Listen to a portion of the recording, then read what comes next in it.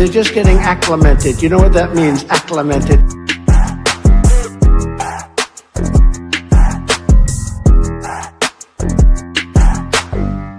Yesterday's a hard word for me.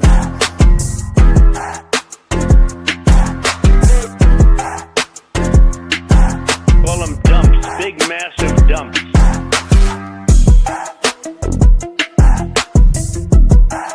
I am the chosen one.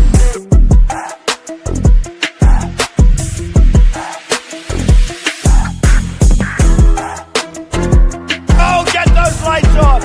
Off! Turn them off. They're too bright. Turn them off. For minors, do we love minors? I love minors. Somebody said, is that a Trump statement or is that real? Nothing bad can happen. It can only good happen. The kidney has a very special place in the heart. It's an incredible thing.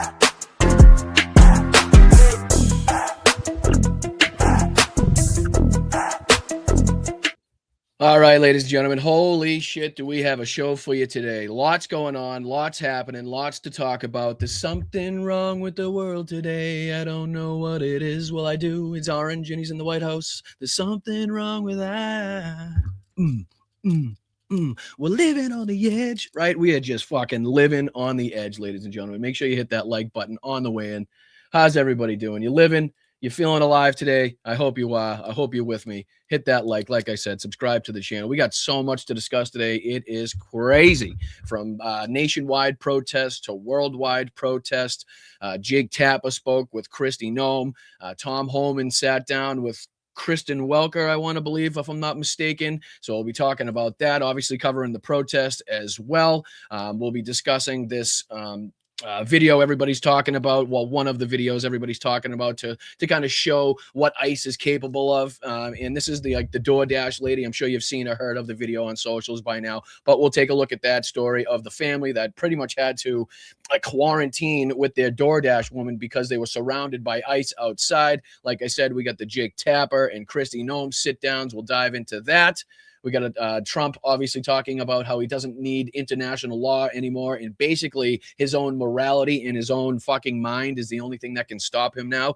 I don't know if there's anything been more dangerous said by Donald Trump since he took over or since he got involved in politics that I can remember. So that's going to be fucking crazy. We're going to be talking about Greenland. We're going to be talking about Iran. We're going to be talking about fucking what it means for NATO if Donald Trump goes to war with Denmark, which again sounds ridiculous, is ridiculous, but is definitely something that is now being floated around. So yeah, all that and more to come today on the show. And I really do appreciate you for joining me as people continue to filter in. Why don't we say hi to the chat? What's going on, peeps? How are you? What's up, Willie? What's going on, Alton? How are you? What's up, Ian? Appreciate you. What's up, Mozart? Rocks, thank you for your services. Appreciate you. What's up, Tracy? How are you? Good morning right back at you. Hi, Roxanne. What's up, Jenny Faye? William, how are you? Tiff, what's going on? What's up, Lou? Appreciate you guys. Everybody on Facebook, everybody on YouTube, Twitch, Instagram. Please hit that like button. Share the stream out so people know we are live. Once again, I'm Boston Brian.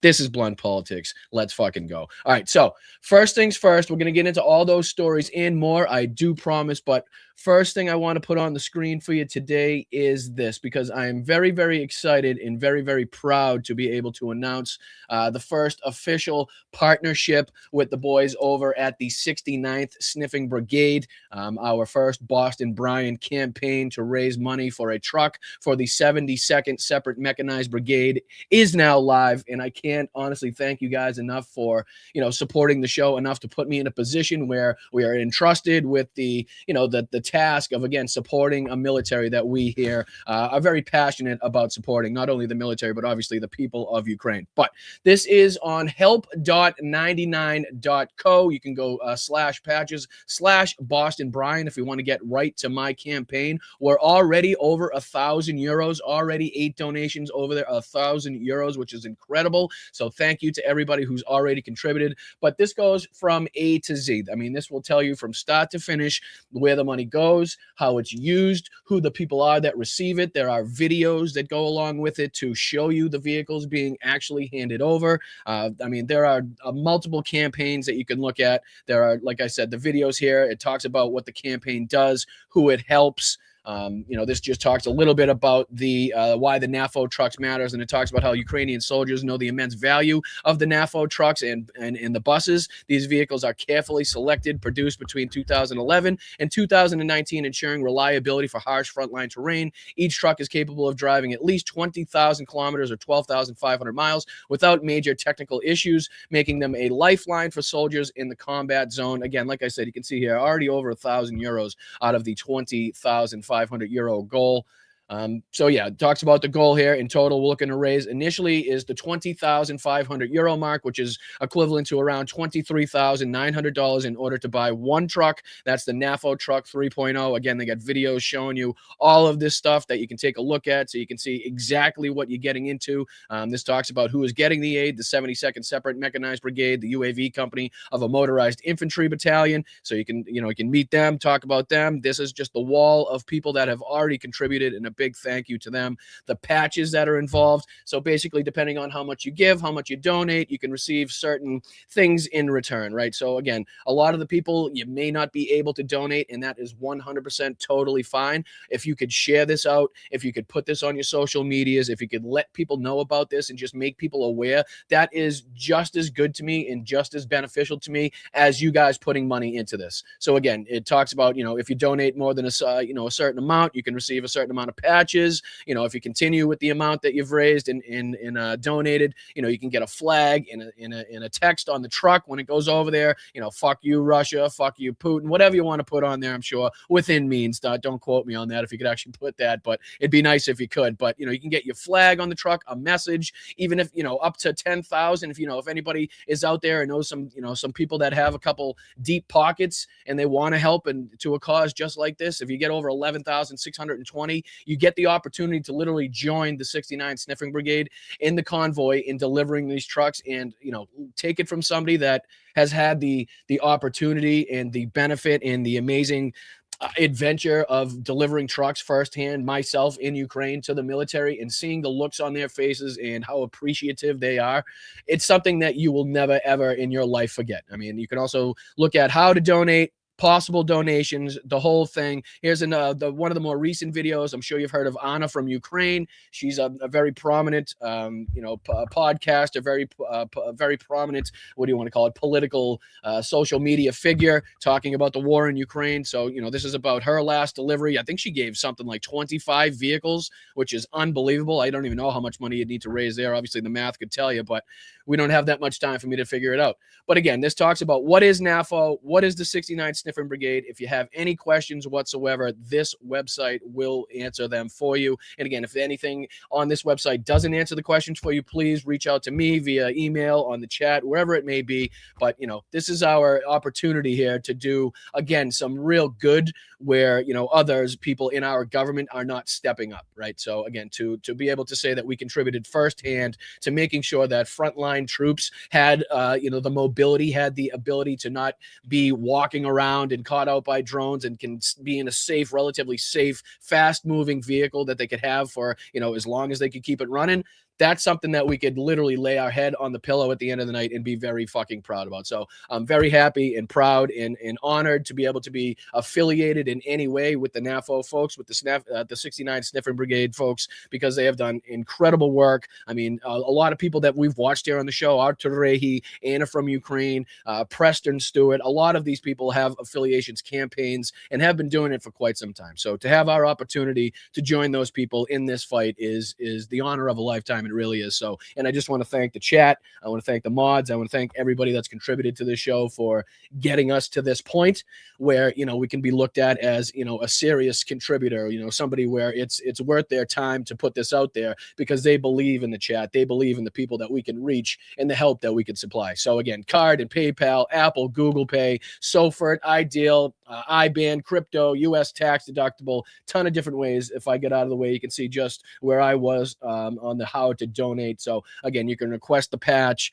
a ton of different ways. So any amount helps. It really does. And again, just sharing is something that would be fantastic, even if you can't come out of pocket. And I understand that a lot of people won't be able to. And believe me, I'm right there with you. So again, I just want to say thank you once again to the 69 Sniffing Brigade, the boys over there at NAFO, for giving me the opportunity. And thank you once again to the Blunt Politics chat, the community that we've built here, for again getting us to this position where we can have some we can move the battle lines, so to speak. You know what I mean? We're not just spitting at it from the fucking balcony. We're not just in the last row here. We're starting to get closer to the action and where we can really make a difference. So thank you guys. I really do appreciate it. The mods, especially you guys, for creating that space where the community feels like a community. That's all on you guys. So appreciate you. All right. So now let's go on to some of the bigger stories that have been taking place. Obviously, these protests around the country. Let me throw these on the screen here. The protests around the country, we talked about them on the last show, have continued. They have not stopped. If anything, they have expanded not only in scope and size, but also in the areas, the locations in which they're taking place. I mean, you talk about LA, Chicago, Boston, New York City, pick your poison in Minnesota, any single city that you could possibly think of. There's people there in some aspects showing their fucking anger, showing their outrage towards this government. And I do believe right now we are at an incredible tipping point, just like the title of today's show states. We are at a tipping point in this country. People have finally, I believe, reached that point of saying, okay, enough is a fucking enough. No more are we going to sit around and just watch this happen, watch this take place, and not get our asses onto the street in a way that actually shuts shit down. The protest, the no kings, the hands off, and getting your fucking permits and doing it the legal way and doing this, that, and the third, and making sure you got that and fucking everything's in order. That's one way of doing things. And I'm not saying it doesn't have its benefits, and I'm not saying it doesn't have its way of helping. But this, I believe, is the way that we're actually going to get fucking shit changed, actually get shit done, is shutting shit down. And it's unfortunate to say, and maybe I seem like I'm a fucking radical. Maybe I seem like I'm fucking, one of these, radical lefties, whatever you want to say. And if that's what I sound like, then so fucking be it. Okay? I apologize that we're in this moment, but I didn't get us into this moment. But I sure know how the fucking history people got out of moments like this. And I know when the fucking collapse of an empire like we're seeing right now with Donald Trump and MAGA happens, I know what happens to the collaborators and supporters after that regime goes down. And I got fucking news for you. It ain't fucking pretty. Okay? It ain't fucking pretty. And it doesn't matter what you did, doesn't matter to what level you collaborated or supported what the fuck happened. It doesn't look good for you in the end. And that's just fucking factually speaking, based on history. Okay, so that's not me saying it. That's not me fucking wanting it. That's me saying that's what the fuck happens. And that's been proven time and time again. And don't make me pull up the fucking photos to prove it to you. But this is how fucking shit gets done. This is how shit changes. When fucking millions of people get out in the middle of the fucking street, when businesses close and they join their fucking citizens in the street, and cops can't get their fucking donuts, right? And the fucking government buildings can't fucking function because the people are in the fucking streets, and the corporations can't make their fucking money because the people are in the fucking streets. That's when people take notice. That's when shit tends to change. Unfortunate? Yes, absolutely. Because it tends to, a lot of this situation tends to lead to, instability, chaos, and in a lot of these instances, violence. And that's a fucking goddamn shame. But again, I didn't vote this motherfucker in office. I didn't vote for these policies, and I didn't get us into this position. I tried my goddamn best to stay out of this fucking position. But that's the position that we now find ourselves in. And I pray and I hope that to the largest extent humanly possible, that everything remains as peaceful as humanly fucking possible. But I'm also a fucking realist, and I also know what the fuck happens when you got a fascist force of fucking mass thugs running around and you got a pissed off fucking country at the same time. Especially a pissed off country with fucking far more guns than we have people. Another aspect of the fucking society that would like to change, but that just so happens to be where the fuck we are today. And it's shit just like this that makes me fucking proud once again, even if it's just to a fucking minute level, to be an American, right? to say thank you that there are fucking people out there that feel the same way I do, that are as passionate and even more passionate to a large extent about what they're seeing. So, you know, as frustrated and as dismayed as people are with our country right now, this is shit right here that fucking keeps me going, this type of shit. So let me just play a little bit. God damn, it gets me going, huh? Just a couple minutes from this. And again, this kind of gives you a good aspect of the nationwide protest. And again, this is not just nationwide now. We're talking about worldwide. We've seen ample videos from people from Denmark and Greenland being like, hey, Donald Trump, go fuck yourself, right? Suck my dick if you think you're going to come over here and just buy fucking my country. Buy yourself into a war with Denmark. If you think you're just going to trample on NATO, right? And that shit makes me fucking proud too. So let's dive into a little bit of this. This is, I believe, a Times of India. Drone captures the sea of Americans as they go berserk over ICE killing in Minneapolis, Philadelphia, and Boston. And that, again, is just a fraction of the places in the protests that we've been seeing since this took place. Rightfully so, I may add.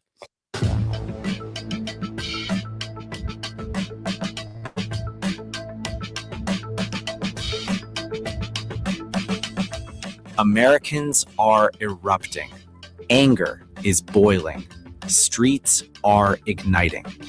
And at the eye of a nationwide firestorm is ICE. Chants of no ICE in our streets are thundering from coast to coast, cities to cities across the United States. The protests, triggered after ICE agents fatally killed a woman in Minneapolis and border agents shot and injured 2 people a day later in Portland, have only been intensifying. As a result, U.S. cities are erupting in anger. In Minneapolis, thousands marched on Saturday to protest the fatal shooting of Renee Good by a federal immigration officer. A coalition of migrant rights groups organized the demonstration that began in a park. I mean, again, you can see as the clips keep changing on the top left, some are from Boston, some are from Minneapolis. I mean, we saw huge crowds. I mean, what was it? Let's see, just pull this up real quick, just as reference, you know, just to kind of, because I can't obviously show you all of the protests and all of the people, but we can do our best. Let's see here, just kind of giving you a glimpse of what we're talking about here. I'll just get some images. Let's see here. Give me a second. My apologies. Because I know there was a huge march down in San Diego as well. Let's see here. Well, they're all from the No Kings, though. Yeah, here you go. I mean, there's just one aspect of it, as you can see. ICE protest spreads the NBC here. I mean, they're all over the place as far as you could tell.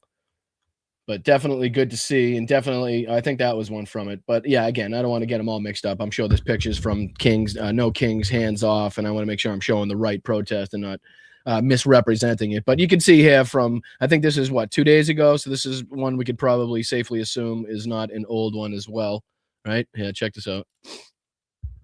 Play, watch, yes. You gonna play? Where is it?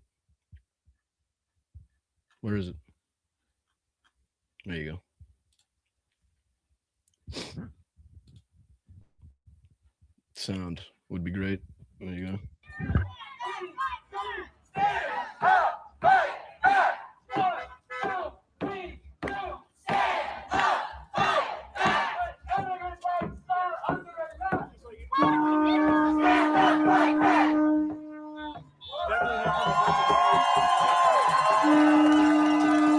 And again, just going by the video, that says it's from 2 days ago. I apologize if it's from another time. But again, it goes right in line with everything that we're talking about here as far as demonstrations throughout the country. I mean, it doesn't take much to see that you could turn on any news network. You could turn on any fucking YouTube channel right now. And chances are what they're talking about is ICE, the protest, the reaction, fucking Tom Homan's appearance, Kristi Noem, something pertaining to do with DHS, ICE, Homeland Security. Something about it is going on. So like I said, good to see. Let me throw this back on there. How did I get this off? This one right here. Back up. Throw this on the screen. Because there's a couple more seconds of this that I wanted to show as well. So drone captures. Right, there you go. My apologies. There you go. Just another minute of this, if I can, please. About half a mile from the residential neighborhood where the Keep in mind the top 37-year-old left Good here. was shot on Wednesday.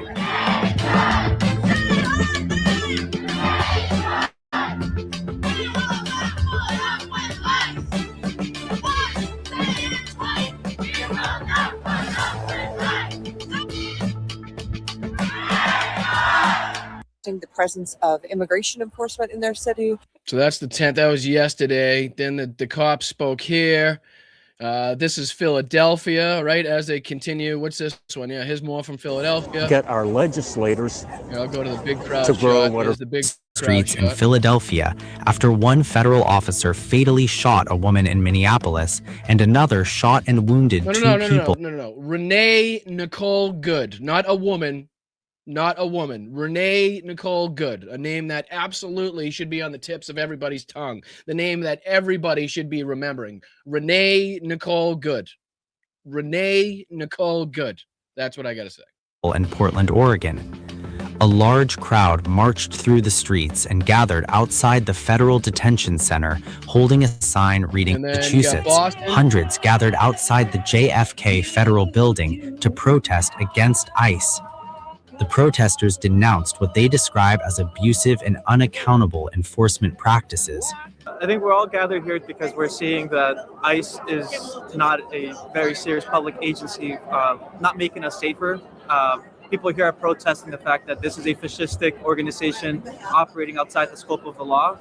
We're not only again, I'm sure to this moment you could probably pull up Mercado Media. I haven't checked on that this morning, but I'm sure he's probably still got a live stream going. Again, I know Midas Touch was partnering up with, what is their name? Status Quo News, if I'm getting that correct. And they were doing a live stream that a ton of people were watching. I mean, this is happening all over the country. And again, if you're putting it all together as far as politics, the protests starting now against Donald Trump are worldwide at this point. And again, we'll also be talking about Iran, speaking of protests, coming up in the show. But I want to just continue to hammer home the point of how many people have now not only taken to the streets, taken to social media, made it a point to, to put their faces out there, to put their statements out there, to get in front of fucking ICE agents, to stand at the Whipple building in Minneapolis, wherever it may be. I mean, it's incredible to now see that the tipping point and how this was kind of the spark that set it off, right? The shooting of Renee Nicole Good was that spark. There was already gasoline in the streets, right? The fumes were fucking thick, hot and heavy. You couldn't breathe, right? But there was just that ignition source needed. And it seems like even with all of the fucking videos that we've played of ICE officers and DHS officials like pointing and waving their guns and the shootings that we already know about, for some reason, the visceral fucking reaction that people had to seeing the video of Renee Nicole Good be murdered in broad daylight was that ignition, was that spark. I believe that this country, I don't want to say needed because that's in every way the wrong word, but that this country used, I will say, to spark and to actually set that fucking fire under the people's asses and to get them into the streets and be serious and not just have this like, okay, we're frustrated, but we're going to have a no kings, or we're frustrated, we're going to have a hands off. And then we'll just, no, this is fucking pissed off people speaking their minds, not going to work, closing down their shops, getting in the streets and staying in the fucking streets until there's some actual change seen by this government. And these ICE officers are out of their cities, out of their states in totality, right? I mean, I think this is this is another one too. I mean, if you just type in protest on YouTube in any general form, you'll start to get a sense of just how many not just people are out there, but how many like channels are covering it. And I know a lot of them like to say that the mainstream media doesn't want you to see it. But I mean, looks like everybody and their mothers is covering it as far as I can see. I mean, from the Times of India to Earth Cam to fucking USA Today. I mean, all of it, you know what I mean? It's prominent, it's in your face, and it's definitely a big fucking problem right now for people like Tom Homan, for people like Kristi Noem, and definitely for people like Donald Trump, right? But yeah, here's another one. Here's another aspect. Here's a good friend of the show, Jesse Dollemore. Looked like he was out at the Whipple building, right? And I just want to show a little bit of him and give him some respect and show him some support for getting out there, fucking being on scene, letting the people know what's happening, sharing his views, telling the fucking ICE officers what he thinks of these people. So again, very appreciative for the time that Jesse's given to the show, allowing me on his show as well. So, good to see him out there. Good to see him out and about. I just want to play a little bit of his video. And he's talking about how, and it's something that we pointed out as well, the white nationalists and the fucking bigots and the racists that seem to be defending ICE are really comfortable with these ICE agents. They seem to be just allowed to hang on the side of law enforcement, so-called law enforcement, rather than, where the protesters and where the fucking public citizens have to stand if you're against what ICE is doing. So again, just a couple minutes of Jesse's video, if I can, and then we'll dive into, we got a ton of stuff to cover. That DoorDash story of the lady that pretty much had to harbor her DoorDash delivery driver for fear that ICE was going to break down the door. So we'll be covering that next. And then we're going to go into Kristi Noem and Jake Tapper, and then we'll go into this fucking slur bag of an asshole drunk maniac, and we'll see if we can decipher what the fuck he's saying on with, I believe it's Kristen Welker, if I'm not mistaken. So hit that like button. Let's fucking go. I appreciate it. Once again, Jesse Dollamore. I believe this is the Whipple building. We've covered it so much. I believe it's Henry Whipple building in Minneapolis, if I'm not mistaken. Correct me if I'm wrong. Let's dive into it. In Minneapolis, Minnesota, in the presence of what could only be described as cowards in masks. And again, I just want to clarify from what we were showing on last show, Da Woke Farmer. And I'm pretty sure it's Da Woke Farmer 2 was the gentleman that we were showing. You can see here on screen with the bullhorn. I know I said the Woke Farmer, but I think it's DA Woke Farmer 2 if you're trying to look him up on social media. I do believe he's on Blue Sky, Instagram, but people say that his Instagram continuously gets shut down. So, just be mindful of that. But I want to make sure that I'm getting the credit where credit is due pod correct. All right, let me just throw that up there. Appreciate you. Secret police, the Gestapo. We've got DeWoke Farmer, Will Kelly over here. I knew it. All right, with Will a contingent Kelly of protesters and actual patriots to the country who are protesting this. If you were patriots, if you were Americans, you would be over here with us. If you believe in the Constitution. This is exactly what I've been talking about Minneapolis being a different kind of city. The people here have resolved. They're not going to stand for the murder, the cold-blooded, bloodthirsty killing of a citizen here, and they have showed up.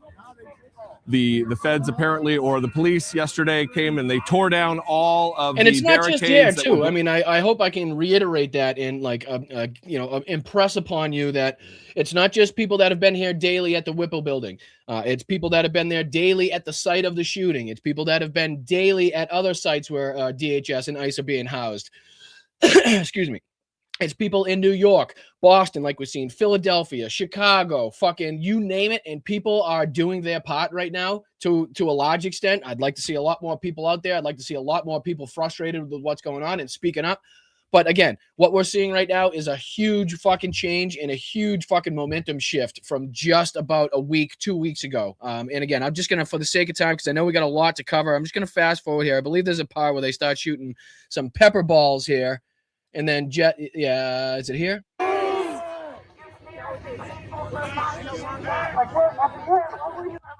Trump is going to be around forever and you will be held accountable.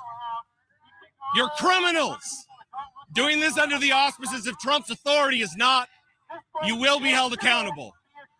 Your smug, unearned arrogance will be rewarded with fucking prosecutions, cowards.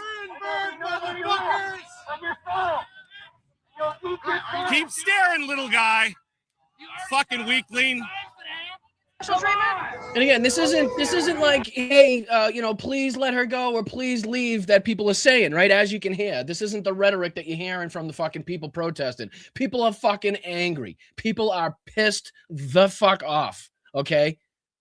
They are, and that's just the situation on the ground. There's no other way to dispute it. I mean, again, check your social media feeds and see how people are just, talking about this. Check the fucking live feeds of these protests and see what these people are saying as you're hearing now, right? People are angry, rightfully so. It's a fucking sidewalk. We can't use the fucking sidewalk. Oh, what? He's a Proud Boy. And I believe this is when they step up. They fire a couple I'm assuming pepper balls. I don't know if they're just directly paintballs. I would assume them to be some sort of chemical agent, pepper spray type of pepper balls that they're firing into the crowd. I believe they come and do that now. Nazis get special treatment? And again, this is what I want to point out, and we'll dive on after this. Another big thank you to Jesse Dollemore. But this is the point. This is the point of the moral of the story here. This is what we want to talk about: how comfortable the white nationalists and the fucking bigots and the racists are, and seemingly the ICE agents and DHS with these fucking bigots, racists, and white nationalists, with them being on the same exact side, and what that shows the country. What message does that send to the country? Right. And again, we'll just a couple minutes of this. They'll shoot some pepper balls. Jesse will get some good words in there and we'll dive on. But I want you to recognize when you're seeing in these protests how protective the ICE agents are of these fucking bigots that are supporting ICE, right? And how free they are to waltz around in the same areas as the federal officials. While again, the quote unquote leftists, the fucking people protesting what ICE is doing, are held back at bay with fucking at gunpoint with pepper spray, fucking lines of men, and again, these people are on the same side with the white nationalists.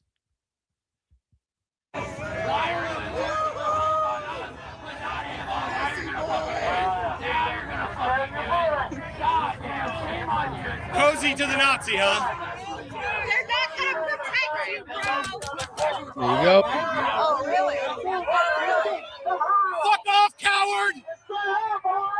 What about him? What about him?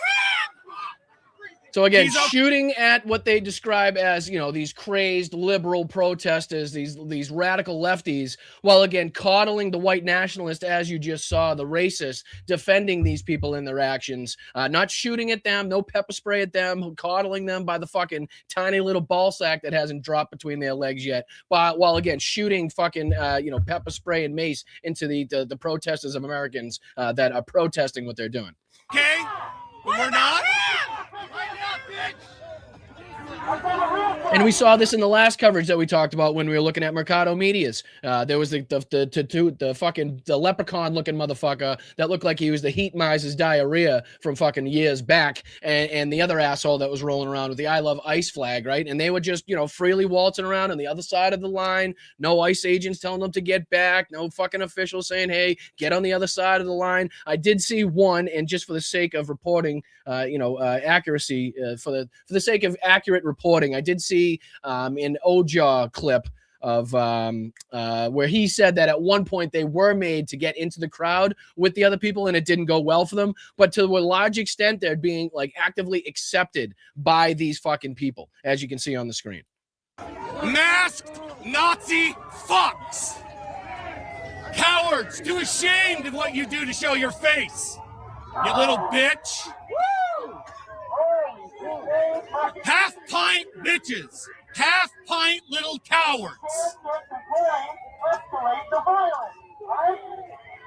Who let their son in here? I don't understand. Is this bring your son to work day? Who's this little fucking shrimp fry? What the fuck's he gonna do? He's gonna have to get on somebody's shoulders just to see over the fucking crowd. What's he doing there? All right, that ain't fair. That's not, he doesn't even have adult boot size yet. I mean, this ain't fucking cool. I didn't even know they had a youth department at the fucking ICE officers agency to have your uniform made. That's crazy. Good Lord. All right. So once again, thank you to Jesse Dollemore and a big thank you to everybody else out there at the Bishop Henry Whipple Federal Building and elsewhere throughout the country and in Minnesota. Very appreciative of the time that you guys are spending out there, the coverage that you're bringing, the awareness that you're raising. And again, keeping people involved and keeping people fucking, aware of what's taking place. So I really do appreciate it. And again, aware of what's taking place is probably a good way to fly into this story. And I'm sure you've heard to some extent something about this story, but I don't know if you've necessarily seen the video. And just in case you haven't, let's go over what actually took place here. So basically, this is a post and it says, ICE tried to kidnap a DoorDash driver while she made a delivery. She's here legally. The video is difficult, but please watch it in full. It is so important to see what ICE are actually doing. The family in this video are heroes, and the woman filming is an absolute badass. So basically, you order DoorDash. Your DoorDash driver shows up and basically sprints into your house. you're confused. You're like, why? What's happening? Usually it just drop it, and you look out, and your entire fucking house is surrounded by ICE agents demanding you to now release this DoorDash woman that you apparently, as the video will state, she doesn't know from a fucking hole in the snow, right? And what do you do? Right? And she does, I believe, the fucking correct thing. And we'll play the video here. I'll play it. It's a long video. It's 13 minutes and 40 seconds. So we'll just kind of, I guess, skip through some of the parts, the important parts, and you guys can get the gist of the story. I mean, you have seen the way that ICE works and DHS. So you can just imagine what these people are feeling right now after the death of Renee Nicole Good, after what they've seen with just brazen fucking attacks on people, whether you're an American citizen or not. So, I mean, what this family must be going through in this instance, I can't even fucking fathom. And, you know, a lot of people, rightfully so, are kind of applauding their actions and how difficult they made this and how they didn't just comply with what these fucking ICE officers wanted. So, again, here's just, we'll kind of do maybe like a beginning, middle, and an end, just to kind of, you know what I mean, just to kind of fly through it and not take the 13 or, you know, more minutes that it would take to kind of cover this whole thing, just to enlighten you. Let's dive into it. So, again, it says on the screen, as you can see, please be safe out here ordering DoorDash as well as working for DoorDash, and we'll play the video. Get one, then they're gonna break the door down. That's fine, but I don't want to open the door if they don't have. And to further set the scene, I believe she's already on the phone, if I'm not mistaken. Correct me in the chat if I'm wrong, with law enforcement. And she's trying to get, you know, her instructions, what kind of rights she has. And I believe the woman on the phone is instructing her, hey, you know, I want them to have a warrant. And they'll get a warrant, and once they do, she's saying they'll break down the door, basically. So that's kind of where we pick it up here. And she's saying, well, fine, let them kick down the door, but they need a fucking warrant. Warrant, because this was my DoorDash lady. I don't even know the lady. She just ran to my house. All right. I have a baby here. Like, I really don't know what to do. I'll open the door if the police, you know, say that I have to open the door, but like, I don't know what to do. This lady just was shot yesterday. Now I ordered fucking food and there's people outside my fucking house. Well, you see how the actions of these ICE officials kind of leads to other instances and other interactions that are dangerous, and how it could be escalated just because of the fucking the ill-trained or the guy that just didn't follow policies in the instance that killed Renee Nicole Good. Right? I mean, any number of the fucking policies that he broke, any number of the instances in which they failed to de-escalate that situation properly has now led to this, the fear all over the fucking country that now you're going to be shot or in the line of fire. Again, the DoorDash woman probably feeling the same fucking thing. Hell, I ain't getting fucking shot. What is going on here? I'm just delivering some food. I'm here legally. Why? Because I speak Spanish? And again, forgive me if there's been more information kind of coming out to, you know, either confirm or deny or what's been said in the story. I'm just kind of going from what I've seen in the video so far, and I want to make sure that we're bringing it to your attention. So, I mean, you can clearly see the ICE agents. You can hear the husband in the background. They have a baby in the house. You can hear the fucking how scared she is, and I'll let it go on just for a minute. We'll skip to the middle, and then we'll kind of play the end of it too. And Cheyenne, I'm on my way, okay? All right. What do I do? What do I do? What do I do? I'm so scared. James, come downstairs. Cheyenne. What?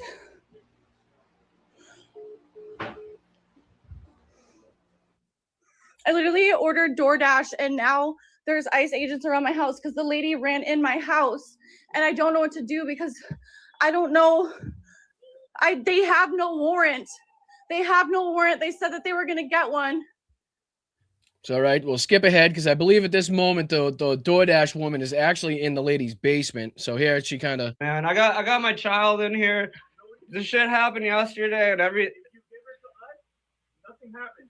If you give her to us, nothing happens. I mean, that doesn't sound fucking creepy and scary, considering this fucking what we know about this agency and how they've been treating people, where they've been sending people, regardless of their fucking, you know, criminal record, their past, who they were harming, what they were doing at that moment in time. Yeah, just hand her over. Just hand her over. That's like Nick Shirley knocking on doors at fucking daycare center. Just, can you bring the kids out?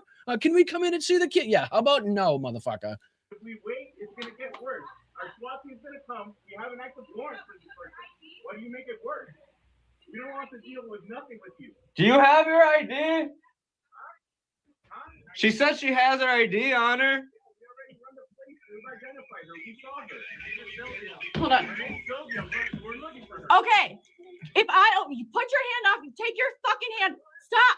Okay. If I open this door, one, you're not coming in my house. I will give you her. This is her ID. She is a U.S. citizen. They said they ran her place. This was my fucking DoorDash. The fact that you guys are tormenting. And to the best of my knowledge, you couldn't even deliver for DoorDash, right? Like you need a social security number. Don't they do a background check? Don't they do some sort of they must do some sort of check and balance on the drivers, correct? I mean, I've never done it. I'm not privy to that information. So again, correct me if I'm wrong. Let me know. But isn't that another thing that should kind of tell you, hey, we're fucking in the wrong spot here, and there's probably some more dangerous criminals out there, like Donald Trump says we're going after, that we should probably not be wasting time on, again, this fucking legal citizen, seemingly, that's delivering food to other legal citizens? Native American! My fucking family already died for y'all to work here! Hung by Abraham motherfucking Lincoln! That's another huge aspect too. That's another huge aspect too of this, because apparently she's got Native American descent, heritage, and this kind of, as you'll hear, I don't know if we'll catch it on the video, but you can hear her say clearly in the video how this goes against everything that she stands for, everything that she believes in. So you can see the fight, the internal struggle that she's dealing with here, and having her baby, having her family there, her beliefs as a Native American. So I mean, the struggle here is real, and again, the rhetoric and just the tension and the fucking atmosphere has been raised so much just by the actions and the rhetoric and the fucking, the violence perpetrated by the ICE officers and DHS. As we've seen, Donald Trump sent in, what was it, another 1,000 or two agents into Minneapolis. The ICE agents all over the country now have ramped up their aggression. We've seen, cell phones be snatched just because fucking people are filming. We've seen cars, literally fucking just surrounded and hounded because they were in the vicinity. We've seen people kicked off of bikes because they were riding past them. I mean, it's fucking gotten 10 times worse just since Renee Nicole Good was murdered by these fucking officers. And again, I'll just for the sake of time, we'll skip forward just a little bit. I need you to come up. This is the woman that's just come up from the basement, and again, this is kind of where they're in the breezeway there, the hallway, trying to kind of figure out what's going on here. I'm sorry. I can't. And the families, they're apologizing profusely because, again, their heritage and what this means to hand over somebody like that to the government, and what it obviously you can see how it kind of relates and could equate to what they feel about what happened to their ancestors, right? I mean, it's only natural to be in that position, to feel those emotions and have that be fucking brought back up. You can see the internal struggle again of what's happening. No guns. No guns. Anybody. No shooting anybody. It's okay. No guns. No guns. No nothing. So the woman clearly frightened, and again, we'll go on. I took law course. I know. I'm not fucking stupid. Good. She's terrified. You're in an ice suit. How are you going to reassure her? No, es mentira. Usted los separan de los babies. No. I don't know what to do.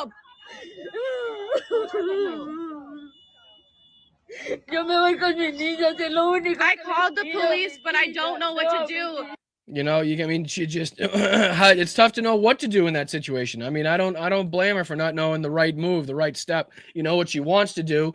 She wants to tell these ICE officers to fuck off, and she wants to comfort this woman and to assure her that she won't be taken. But she also doesn't want to put her family at risk. She is also thinking about what just happened on the streets in Minneapolis, right? She also thinking about that Renee Nicole Good had a family, that her spouse was right next to her at the time. So clearly none of those situations that she's talking about are going to impede those officers from acting like that. And she's thinking that in her head, not to mention her Native American heritage and how that plays into her beliefs and shit. So, the position that this is now putting other American citizens in is egregious as well. I mean, even if you're not even wrapped up in this and you're just ordering something, it still is so widespread right now that it may just show up on your fucking doorstep with your cheese fucking pizza. That's how crazy this country has gotten. You could order a fucking cheeseburger, and next thing you know, you got 20 ICE officers surrounding you because the the person that delivered your food had a fucking Mexican-looking mustache or looked to be a little bit too brown in winter for Minnesota or something. You know what I mean? Whatever these fucking bigoted, racist piece of shit determine is the bit of information they use to justify their illegal, unconstitutional acts, right? And speaking of illegal, unconstitutional acts, let's dive on to our next segment here, which is, and again, I don't know why this was cut out. This is Kristi Noem on with Jake Tapper. And again, she does an absolutely horrendous job of trying to get herself out of the culpability and the bullshit shitstorm that she started by coming out and immediately calling Renee Nicole Good a domestic terrorist and saying that she was attacking officers that were digging out of a fucking snow trench or whatever the fuck. I mean, again, she's directly questioned on this, but this part I want to show you because Jake and fuck Jake Tapper. I'll say that right off the bat. Fuck Jake Tapper. But he does a good job, at least in this segment, this instance in this interview. And basically he shows the hypocrisy between January 6th and what Kristi Noem said and how they're reacting to what happened to, again, Renee Nicole Good. And for some reason, in the full extent, the full version of this interview that I found on CNN, does not have this question in it, which I found very odd. I don't know why that would be. Maybe there's like an extended clip or extended version still to come. But this January 6th question, I did not see. And I watched this entire, CNN clip that they put out, 10 minutes and 50 seconds with Kristi Noem. And I didn't hear that question asked once. So let's dive into this first part here where Jake Tapper says to Kristi Noem, quote, "I just showed you video of people attacking law enforcement officers on January 6th. Quote, undisputed evidence, excuse me. And I just said President Trump pardoned all of them. You said President Trump is enforcing all laws equally. That's just not true. There's a different standard for law enforcement officers being attacked if they're being attacked by Trump supporters. We just saw that." And this is a great part of this to again pinpoint the hypocrisy and to make Kristi Noem look like even more of an asshole than she's already made herself look like between her costumes and her plastic surgery. So again, let's dive into this, and then we'll get into maybe another clip or two, another minute or two of the full kind of the full interview, and then we'll dive on to Tom Homan and the subtitles that we're going to need when he speaks. So let's go. Hit that like button. I'm Boston Brian. This is Blunt Politics. I really do appreciate you guys. The best community on YouTube, best community on Facebook, Twitch, and Facebook and Instagram. That was the one I missed. That one. I want to ask a question about the rules of how law enforcement is allowed to engage when feeling threatened, per your assertions, because I want to show some video to you right now and ask, what is the appropriate response for the police officers in this situation?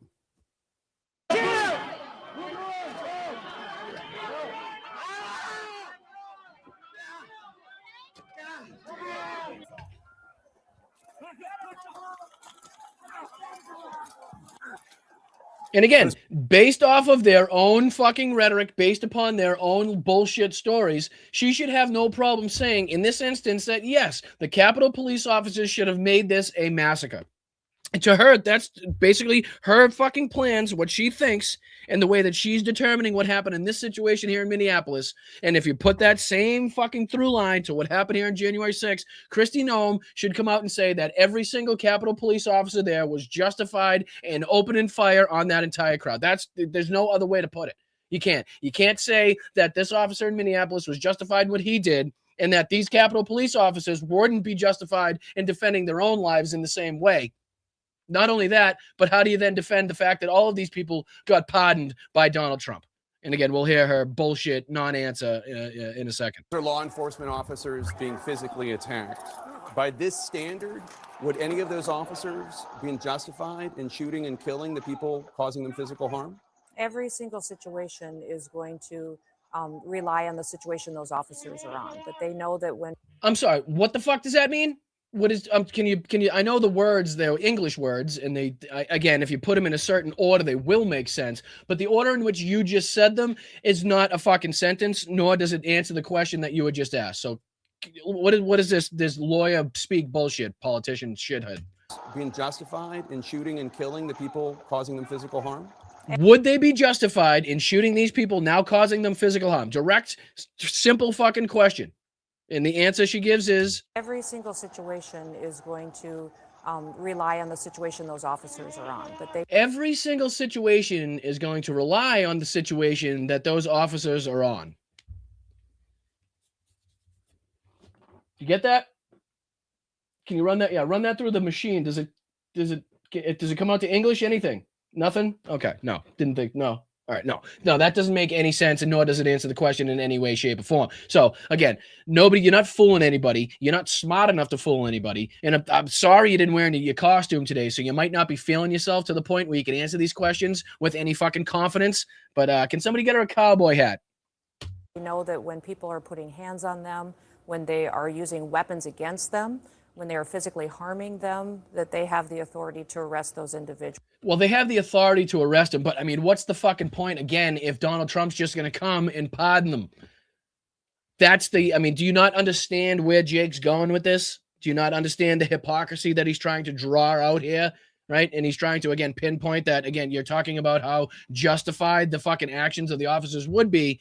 But at the same time, you need to go on and justify the fact that the man that you work for pardoned all of these people that were beating up federal law enforcement. So, again, how do you sleep in that one? And with that one rolling around your head at night? The president pardoned every single one of those people. And make sure that they're getting justice for their actions going forward. President Trump justice for their actions going forward. You mean pardoned? You mean being released? You mean being exonerated? You mean being put back on the streets? Right? You mean, and how many, again, just for the sake, does anybody know in the chat, like how many January 6 people that have been pardoned have already been rearrested, committed heinous murders, fucking beat up their wife, whatever the fuck it may be? Because I'm sure it's a few. Okay. I'm sure it's a few.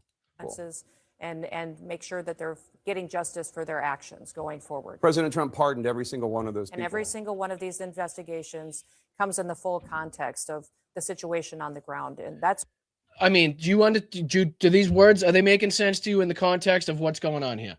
Again, you'll understand and you'll be like, wow, I do recognize that. That is an English word. I do know the definition of that word, but used in the way that you're using it, in conjunction with the other words in surrounding that, does not make any fucking sense whatsoever. It's just nonsensical political jargon. Get me away from this question. Hopefully I'm going to kill enough time where he's not going to get to be able to ask another fucking question on this, and let me just soak up as much of this airtime as possible is basically what's happening here. That they're getting justice for their actions. They're getting justice for their actions. They got pardoned by the current president of the United States. Okay, so that's fucking horseshit. Forward. President Trump pardoned every single one of those people. And every single one of these investigations comes in the full context of every single one of these investigations comes in the full context the situation on the ground. And that's one thing that President Trump has been so focused on, is making sure that when we're out there, we don't pick and choose which situations are and which laws are enforced and which ones. He quite fucking literally did that exact thing. I mean, that is to the T, to the letter, exactly, quite literally exactly what he did. He picked and he chose exactly who he thought was innocent based on who defended him, the actions that they caused, and who they were in defense of, right? Who are they trying to help? And he pardoned all of those people that viciously, as you saw in the footage that you just saw with your own fucking fake plastic eyes on the fucking screen, were beating up federal fucking law enforcement agents. Right, the cops that were on the scene there were getting their asses kicked by these people that were then subsequently pardoned by your boss. So you're going to talk about what? Transparency and how Donald Trump didn't pick and choose. Hello, McFly? What? Do I have? I mean, I must have like a boing. Like, is there one of those? Like, how about that? Yeah, that'll do. That'll do. Aren't every single one of them is being enforced under the Trump administration, and the clarity of the law stands. And if people don't like it, these members of Congress... The clarity of the law stands, yet that clarity in the law could be at any moment overridden by the president of the United States, who will absolutely pardon these violent fucking criminals who were prosecuted and sent to prison.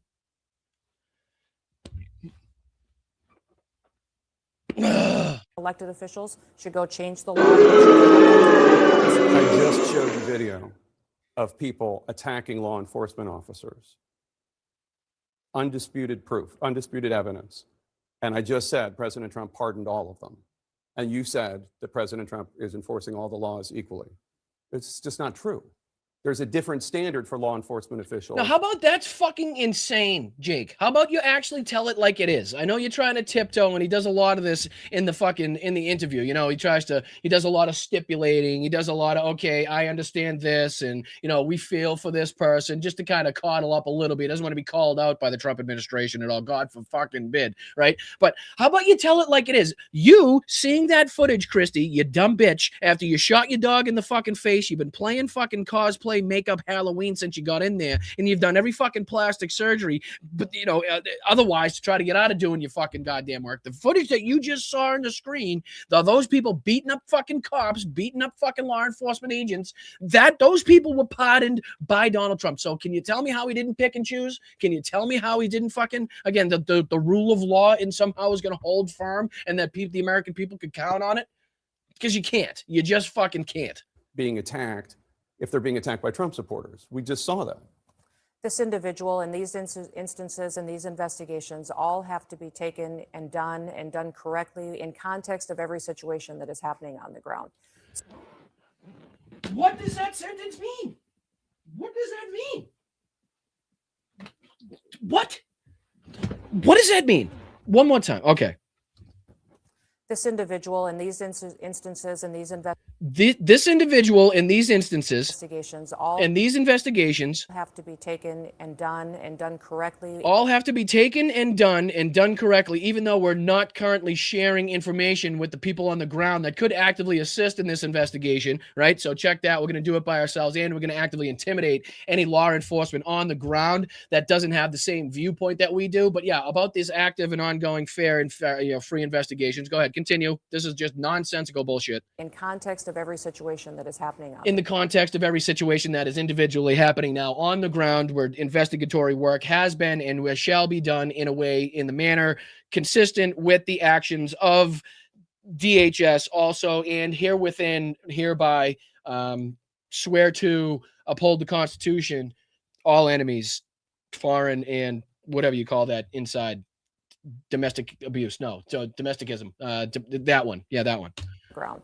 So what we are doing today as the Department of Homeland Security is out there with our law enforcement officers, making sure that we're targeting the worst of the worst. And that, again, the worst of the worst, right? And just for, again, sake of time, I know, like I said, well, there's a couple parts here. She did kind of do the full sit down, and I think maybe the first minute or two we could probably dive into. But just where she says there, we're getting the worst of the worst. I want to dive into the Tom Homan segment if I can, right? Because there's a part in here I really want you to pay attention to, and hopefully we have enough time to get to it. But again, we might be fighting through subtitles, right? So just, you might have to turn up your speakers, and then I don't know if there's like a section on the bottom there on YouTube where you can get like translate from drunk Tom Homan into like stable English. If you can click that button now. If not, I'll do my best to kind of translate what this mumbling, bumbling fool has to say, you know. All lies, obviously. But again, I want you to pinpoint the moment in this where he talks about the overwhelming number of like,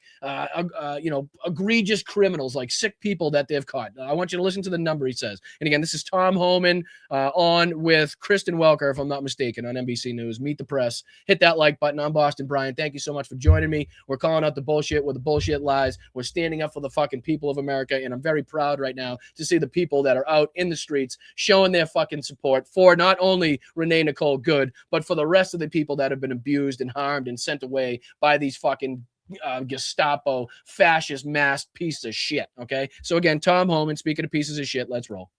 And joining me now is White House border czar Tom Homan, who was the acting ICE director in President Trump's first term. Mr. Homan, welcome to Meet the Press. Thanks for having me. Thank you so much for being here. So the world has now seen that video, the perspective from the officer. I wonder, Mr. Homan, what do you see in that video? Look, it's tragic. And I've said from March, if the hateful rhetoric doesn't decline, there's going to be bloodshed. I've seen this movie before. And unfortunately, I was right. And there's been a lot of bloodshed. But look, you got to put yourself in the mind of the officer, right?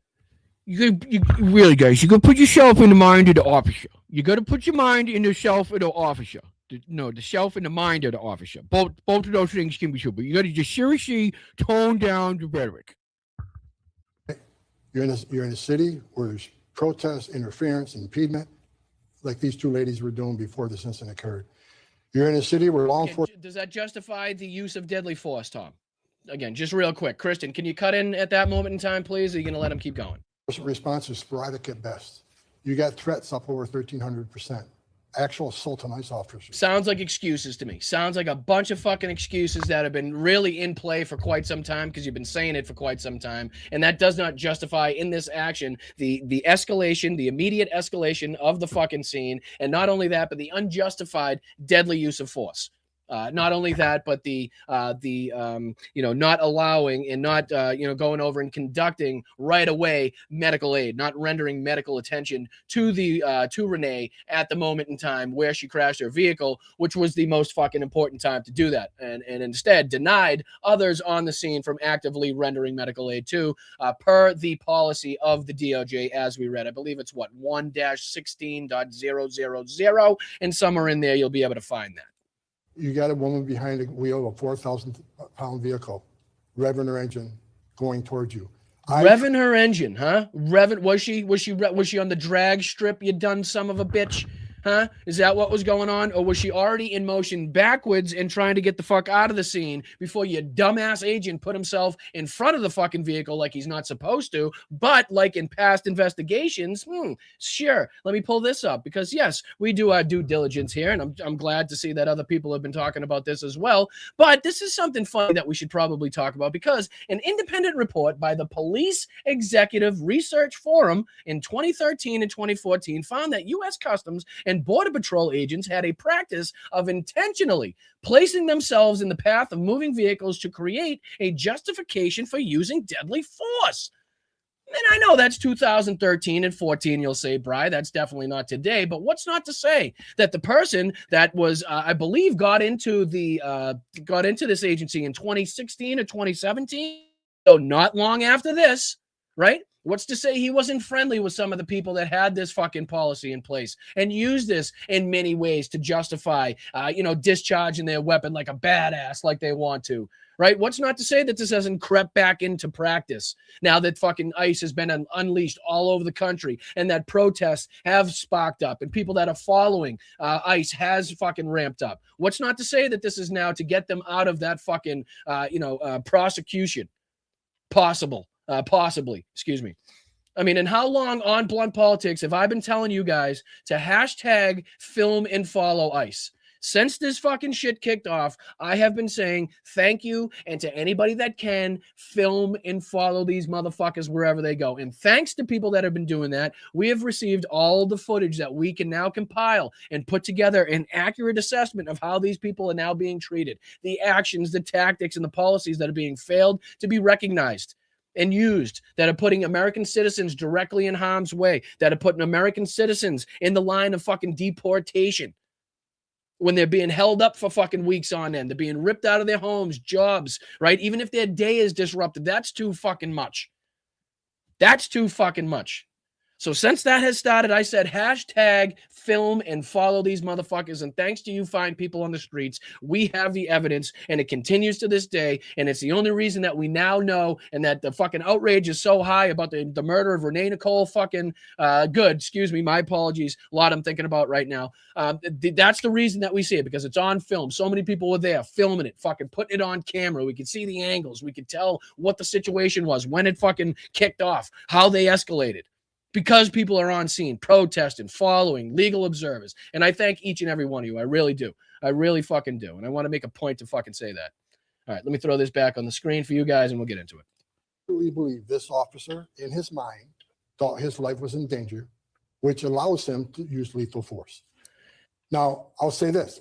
Again, I'm curious how, on one hand, people are like, Christy Noma, like, well, you can't actually tell what's going on in the officer's head, right? You can't honestly think that you could be in that officer's head in that moment and for us to be able to say exactly what he was thinking. Yet, Tom Homan here says, well, you got to fucking assume, you got to get in the mind of that guy and think that he was fearing for his life. Well, I don't fucking know that. I don't know that. I don't know that from a fucking shithole in the snow, brother. I don't know that from fucking anything that you're saying out of your mouth because I can't understand it. Investigation play out. right? There's a lot of video. We probably let the investigation play out. Yet, what was it, about 13 and a half seconds after this happened? Kristi Noem was on TV calling her a domestic terrorist. Donald Trump was on True Social talking about how this lady ran over the ICE agent. Kristi Noem talking about how these people were digging out of a fucking snow trench and this lady fucking racked up on them with an Uzi and fucking started ramming into them with her vehicle. Is that what you saw? Is that letting the investigation play out? Is that how that works? Because I'm pretty sure you could use that same bullshit rhetoric and you could tell your own fucking bosses to keep their trap shut until the investigation's done too, right? Because that's not what happened. They fucking lit the fire, they lit the fuse, and they continue to stoke the fucking flames even afterwards by calling her a domestic fucking terrorist when Jesse Waters calls her a so-called poet, even though she's won fucking awards. I don't think other people giving you award makes you a so-called self-proclaimed poet. No, that's other people proclaiming you to be a good fucking poet, right? The lies that have been spread about her online, about, the spouse and her fucking abusing the kids and the first husband not liking her. Bullshit. People spoke to the husband. Husband had nothing but fucking nice things to say about her fucking spouse and how she treated the kids. Right? So glad to see that fucking people like the older millennial, whatever his fucking name is, opened himself up to prosecution and defamation lawsuits. I'm really happy to see that they took a fucking single anonymous tweet and ran with it to an extent that they monetized their fucking platforms on TikTok and on Instagram, made a video about this, and didn't even bother to fucking look it up. Didn't even bother to realize that even Grok on fucking X had a correction on this. Didn't even see it, but definitely opened your dumb ass up to prosecution, right? You dumb sons of bitches. Once again, couldn't even do the due diligence to fucking look and fact check that one fucking story, thus continuing to make yourself look like assholes on a daily fucking basis. Seen that the FBI has, we don't. Where's the forensics in the ballistics? That hasn't been unleashed. The forensics in the ballistics. Oh, I can't stand this motherfucker. How about the ballistics? How about we just take a look at where the hole went into the windshield and how we just discuss how the next two shots went in through the side of the vehicle. So even if we're willing to be kind enough, which I'm not, to even give you shot number one, which I'm not, I will reiterate, but even for the sake of argument's sake, we give you shot number one, how the fuck do you justify 2 and 3? Because as we know, each individual fucking instance, each individual pull on that trigger has to be justified, and you have to be able to prove without a fucking shadow of a doubt that you were within fucking harm's way. Also, the DOJ policy that clearly stipulates not to get in front of a fucking vehicle like that, thus creating the situation, and also the DOJ policy of not firing into a fleeing vehicle, and also the DOJ policy of not fucking using deadly force if there are ample opportunities for you to get out of that situation using any other means available to you. Now, I feel like we here at Blunt Politics are fucking more apt and astute on the DOJ policy now in the handbook of the fucking DOJ and what these officers are actually supposed to do. And again, and even in a broader sense, anybody that's involved in law enforcement in the chat, give me a hand raise. If you were at one point, if you're retired, at one, whatever it may be, if you got family, friends, whatever it may be, thank you to you guys. A, first off, for your services. And two, I just want you to, am I wrong to say that it's on a general statement? You could say that one of the main goals of fucking law enforcement agents, officers on the whole, is to de-escalate. Right? Regardless of the situation, regardless of the circumstances, the scene, whatever it is, your job is to fucking de-escalate. Right? First and foremost, do not let that scene kick off. Do not let it get worse. Whatever that scene is at that moment when you fucking arrive, you either have to, kick it down a notch or at the very least maintain that. Like, okay, for instance, when firefighters, when they show up to a fire, their first thought isn't, how could I turn this one alarm blaze, right, into a 15-story fucking 20 alarm blaze that we can't control? No. That's not what they do. They in the most reasonable, safest, quickest way possible, try to put that fire out, or at the very least, maintain that fire and try not to let it spread and progress until you can get more backup, receive more fucking engines and help and support on the scene. But that's not what these officers did. What they did was they immediately, instead of taking the fire hose out of the fucking fire truck, took a big can of gasoline and just started spraying that shit around until the guy with the fucking cell phone and the gun used his gun as the fucking spark. That's exactly what happened. So well and truly before those shots were fired, these officers had fucked up the scene. That's just the facts of the matter. There's no other way to fucking pinpoint it. You don't have to say it any other differently. That's how it happens. You stop and you take a fucking a shot, a picture of the scene at the very moment that those ICE agents exited their vehicle, and the circumstances, the mood, the you know, whatever the fucking tension was or lack thereof on the scene at that point. That's what those officers are tasked at maintaining at the very least. But their job is to actually take that level down. Right, to fucking de-escalate, to allow Renee to just move along, to just go ahead. Let's fucking get out of this situation with the least amount of stress, the least amount of fucking anger. Nobody's in danger. If they really want to fucking keep the public safe, like Kristi Noem says, you don't discharge a weapon in the middle of a fucking neighborhood, in the middle of the fucking street, at a fucking moving vehicle when there's bystanders all the fuck around you. I'm sorry. I ain't buying that bullshit either. Statements, his own statements. So we need to let this play out, but while we're doing that, we got to stop the hateful rhetoric. Saying this officers... That hateful rhetoric, guys. Stop with the hateful rhetoric, because the more that JJ hateful rhetoric, or is it hateful JJ rhetoric? I'm sorry, I forget. Tom, what is it? Rhetoric? We'll teach you one of these days. The murderer is dangerous. It's just ridiculous. It's just going to... And it is ridiculous. Ridiculous. Infuriate people more, which it will infuriate. It definitely will. One of these sentences, I promise, will come out clean. I promise at least one of these sentences, he'll get almost every word correctly pronounced. I promise. It's not this one or the last one or any sentence that's happened yet in this interview, but there will be one to come. I feel it. Stop the hateful rhetoric. Saying this officer's a murderer is dangerous. It's just ridiculous. It's not ridiculous. It's what people saw on their fucking with their eyes, right? That's clearly what people saw. No justification for deadly force. He used deadly force. Renee Nicole Good ends up dead. That's fucking murder. You're not justified in what you did. You thus murdered another American citizen. All right? I'm sorry. I'm not affiliated. I'm not fucking paid by corporate interest. I don't have to fucking sell you anything. I'm not worried about any ad revenue. I don't have any backers or buyers or companies to tell me what to say or what not to say. So I don't give a flying fuck. Tom, you piece of shit. He's a murderer. Kristi Noem, you piece of fucking shit. That motherfucker, that officer is a murderer. Plain and simple. Period. Point fucking blank. End of story. Done. I don't have to wait for shit. I saw it with my own eyes.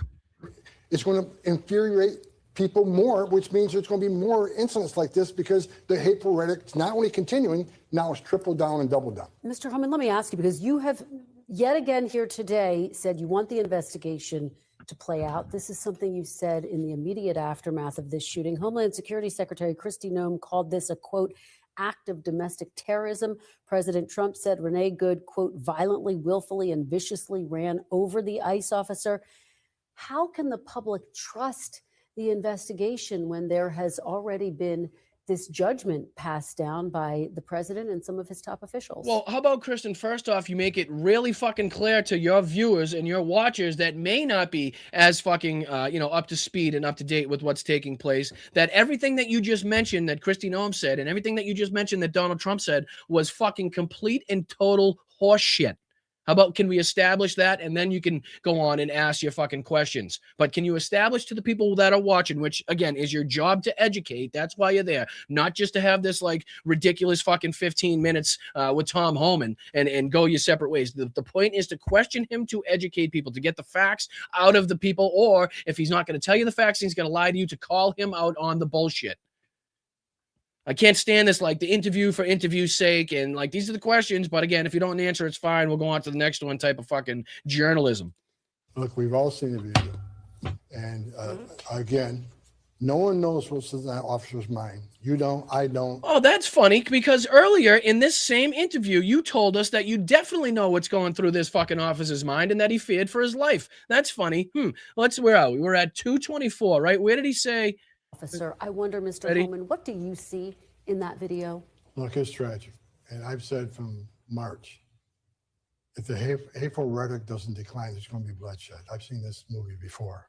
And unfortunately, I was right. And there's been a lot of bloodshed. But look, you got to put yourself in the mind of the officer.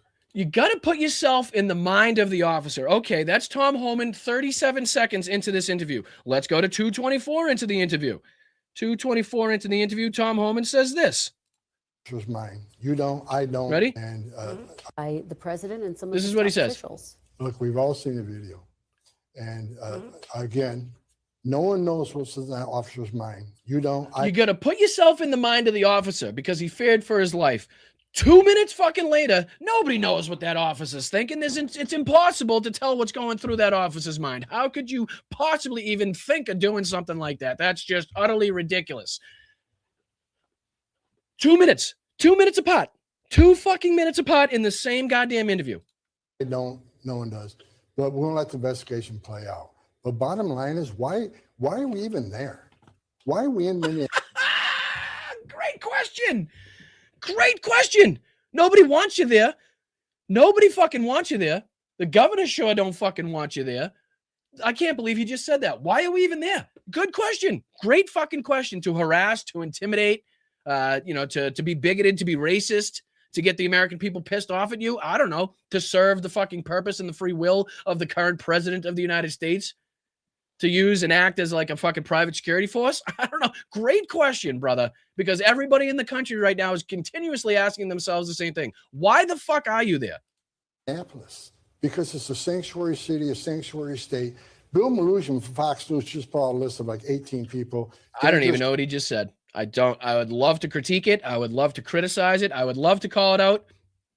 Don't know what he said. Not a clue. Worse the worst that ICE is taken into custody. Many of them, child sodomy, child rape.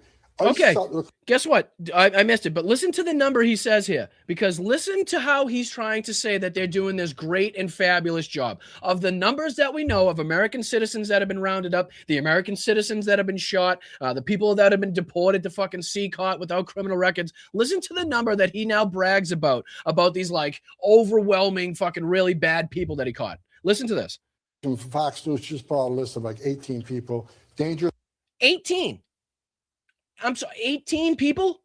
That's what he's bragging about right now. He's bragging about some list, some guy, I think he says Mnuchin. He's at least trying to say that, I think. I'm not sure. 18 people they're bragging about that they have caught so far that have like, ghastly criminal records. Or at least they're alleging to be.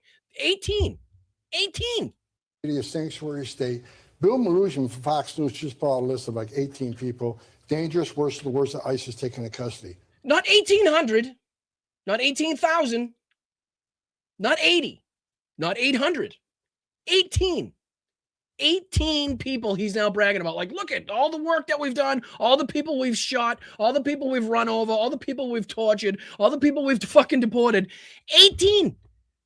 And he can say have like this, like, I don't know, I'm not 100% sure. I didn't finish that out, but where he goes on to name the suspected and supposed crimes that they're guilty of. 18. But they're going after the worst of the worst, ladies and gentlemen. In all of these instances, they're not going into Home Depot parking lots and Lowe's fucking parking lots just for random everyday people looking for work for that day to pay for their family's food. No. They're going after the worst of the worst. How many have they gotten so far that fucking Tom Homan's bragging about? 18. I was like, what?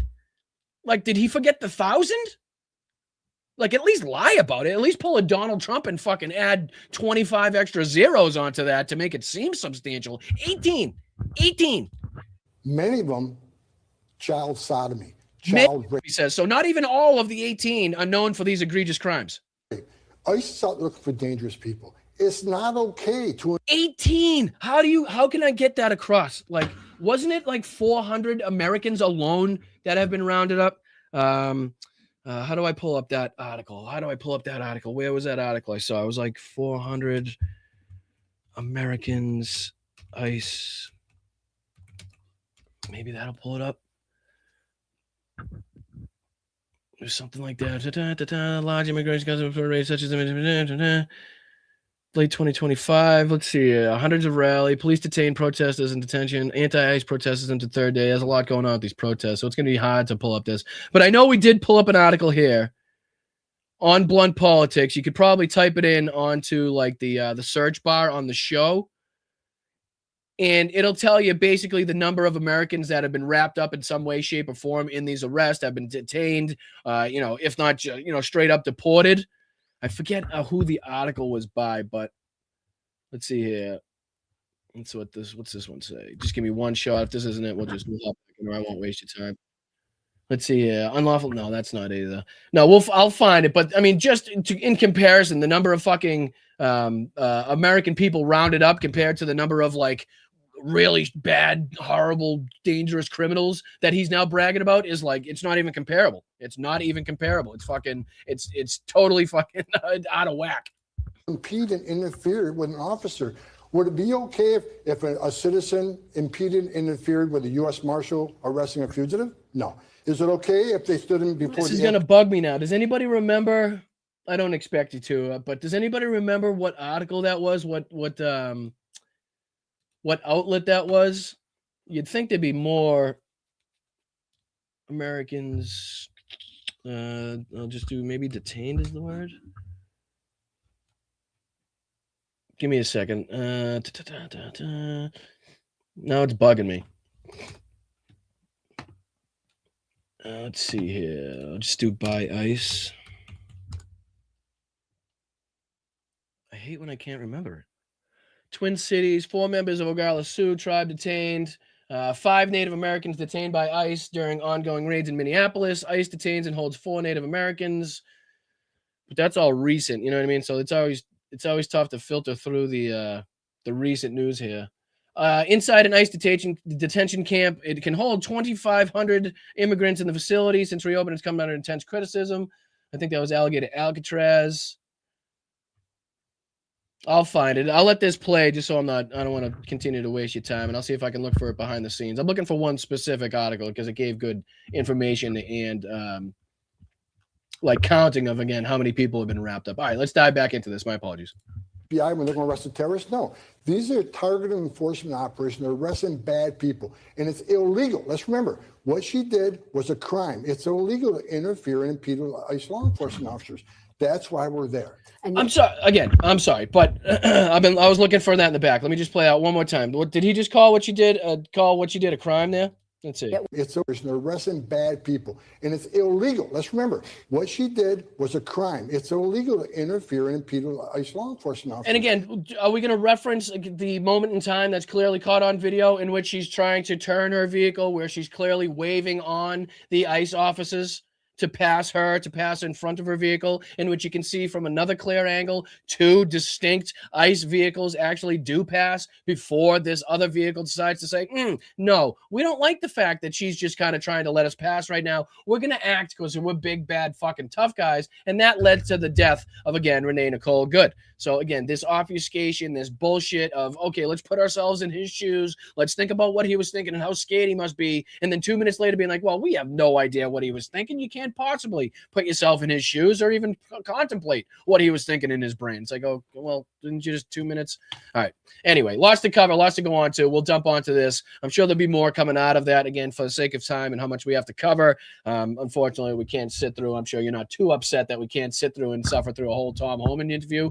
But I would, again, advise anybody to go and check out that full interview with Kristen Welker and listen to the lies. Listen to it compared to what you saw with your own eyes, guys. And again, even same thing for that Jake Tapper, Kristi Noem interview as well on CNN. All right, next article, next thing that we want to go on to. I don't know if you guys heard of this or heard this statement, but again, this might be some of the most dangerous, some of the most scary language and rhetoric coming from Donald Trump yet, considering how much we know he's degraded mentally, how much his cognitive abilities have declined so rapidly, the way that his health is clearly now failing him basically on a daily basis. And again, I'm not saying that he's going to be fucking removed through natural causes anytime soon or during his 4 years. I want to make that clear, but it's very clear that age is creeping up on him more rapidly than it's not. But again, I don't want to give anybody the false sense of security, a false sense of hope that one day, we're just going to wake up and he's going to be fucking face first in a cheeseburger. We always know it's the good that die young, and we know that this motherfucker don't fall on that list, right? So again, let's plan for the worst and hope for the best, right, at that point in time. But this is a New York Times article in which Trump lays out a vision of power restrained only by, quote, my own morality. Now, let's think. He's been talking about Greenland. He's been talking about fucking Denmark, obviously involved with Greenland. We've been fucking talking about Iran. We've been talking about Cuba. We've been talking about Colombia, Peru, China, Mexico. All of these places now that have been clearly stated as goals of Donald Trump or acolytes of Donald Trump, like Marco Rubio, Lindsey Graham with the fucking Make Iran Great Again hat on, or, you know, his giddiness where he had a fucking skin ripping boner, like he just took 17 Viagras on Air Force One, where he's talking about going into Cuba, right? Oh, geez, he almost shook the plane to fucking pieces. He was so excited. But this is on topic after topic. President Trump made it clear that he would be the arbiter of any limits to his authorities, not international law or treaties. And again, this is a man that is now clearly stepping off the reservation, right? This is now a guy clearly stepping a clear foot, clearly firmly planting himself into the fascist dictator category, right? Of the I don't care who I hurt, as long as it enriches me, as long as I can profit from it, as long as I look big, strong, and powerful some sort of way. Again, using the bravery of the American troops that sacrifice everything that Donald Trump wasn't brave enough to sacrifice, and putting your nieces, your nephews, your sons, your daughters, right, your grandkids directly in harm's way, painting a big fucking target squarely on the backs of all U.S. service personnel around the fucking world, which there are many. Donald Trump given what seemingly was tacit permission to Xi Jinping to go into Taiwan. Basically, all he said was, I wouldn't be too happy with it, right? I wouldn't be too happy. Donald Trump does know that we have American troops stationed in Taiwan, right? Does he know that? Do you think he knows that?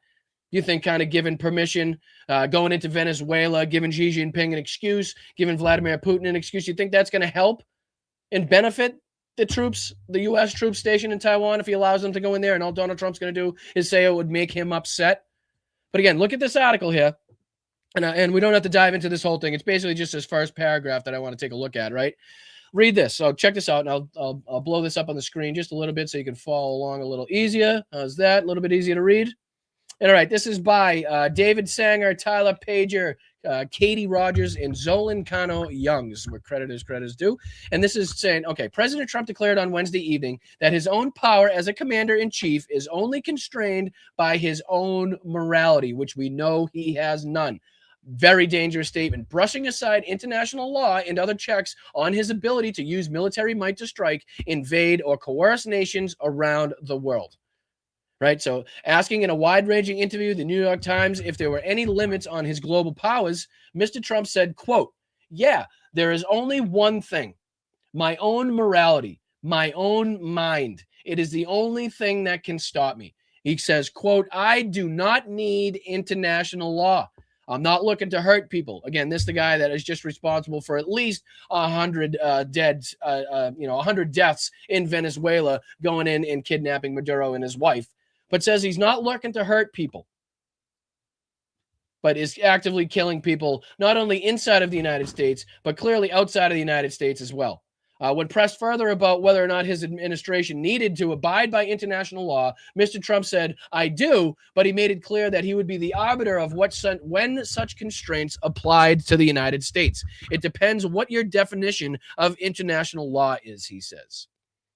That is the president of the fucking United States currently, placing himself firmly into the category of dictator operating above international law, or with total disregard to international law.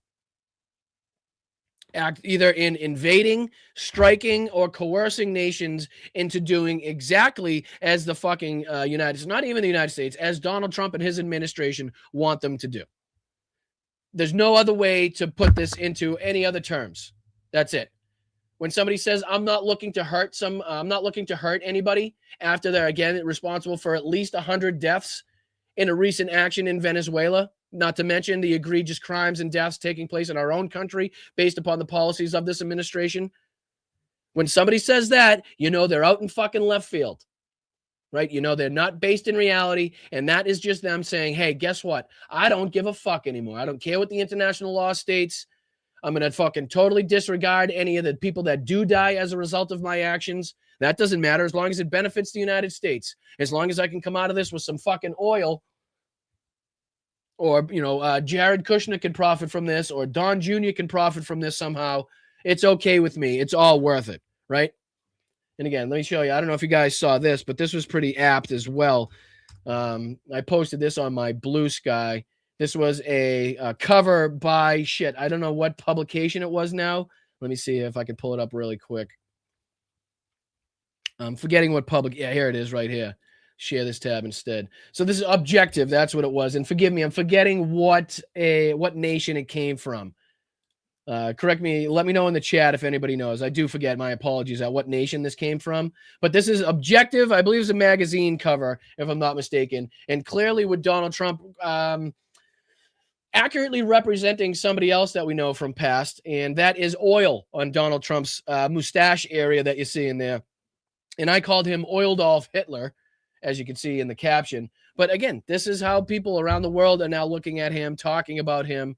And it's pretty accurate considering, again, if you juxtapose that with his statements of, I don't need international law. I'm pretty much the arbiter of what international law means and how it's kind of going to be used as a constraint in anything that I want to do militarily.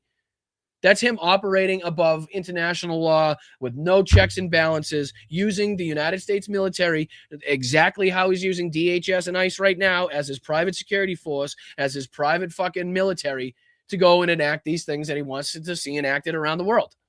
And it's basically to benefit him, to make so he can profit, his kids can profit, his family can profit, his administration can profit.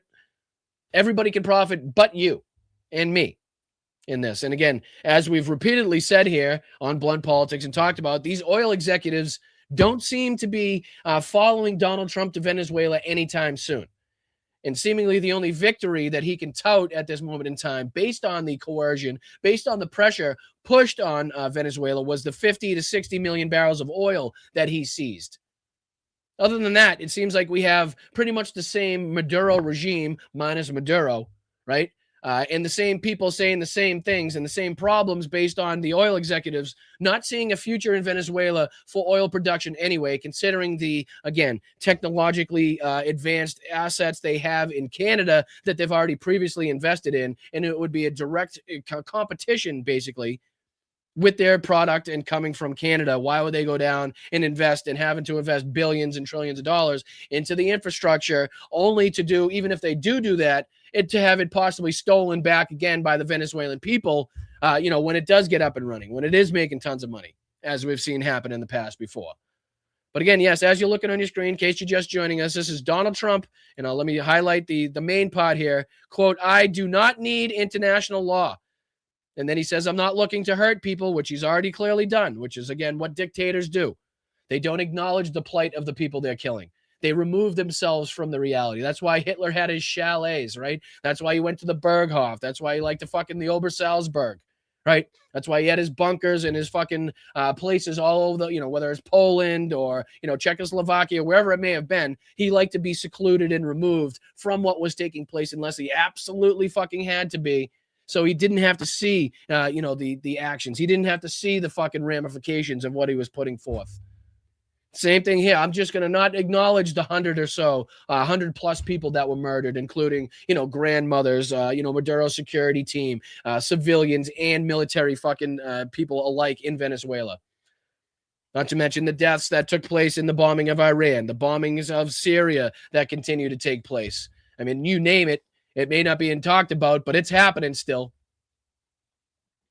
So, all right, just wanted to make sure we drove that home. And again, talking about worldwide instability, that's probably another good segue. Some good segues into some of our clips here today. Feel like I'm doing an okay job at that at least. So please hit that like button, at least for the segues, maybe. If you don't like what I'm hearing, if you don't like what I'm saying, if you don't like what I'm doing, then, at least hit the like button for the segues. That would be good. That would be good. All right, so we're going to be talking about the protests in Iran, and again, how Donald Trump has once again threatened military action going in support of the protesters in Iran, while also sending ICE troops into the streets of the United States to actively beat and quell and, make submissive the protesters in this country. So again, how they could justify, you can see the blatant hypocrisy that just stems from being a Republican.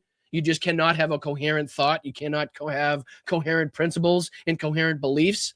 It's just not how it works. You can't keep that through line through your beliefs and expect to justify it all. Not going to fucking happen. So here we go. This is a quick clip here, and I just want to get into a little bit of what's taking place in Iran because I know we've kind of not been able to cover it considering what's been taking place inside of the country and our coverage of Ukraine, obviously. But let's dive into this a little bit and Donald Trump's statements, and then we'll dive on to what do we got next is Trump on Greenland. Yeah, so we got Greenland next. We're just taking over the world. Let's go. All right, dive into it.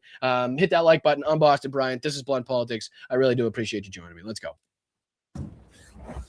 Welcome back. Iran is in a near total internet blackout amid widespread anti-government protests. Authorities cut off communication more than 36 hours ago, raising fears of a brutal crackdown to suppress dissent. The demonstrations have raged for nearly 2 weeks in more than 100 cities.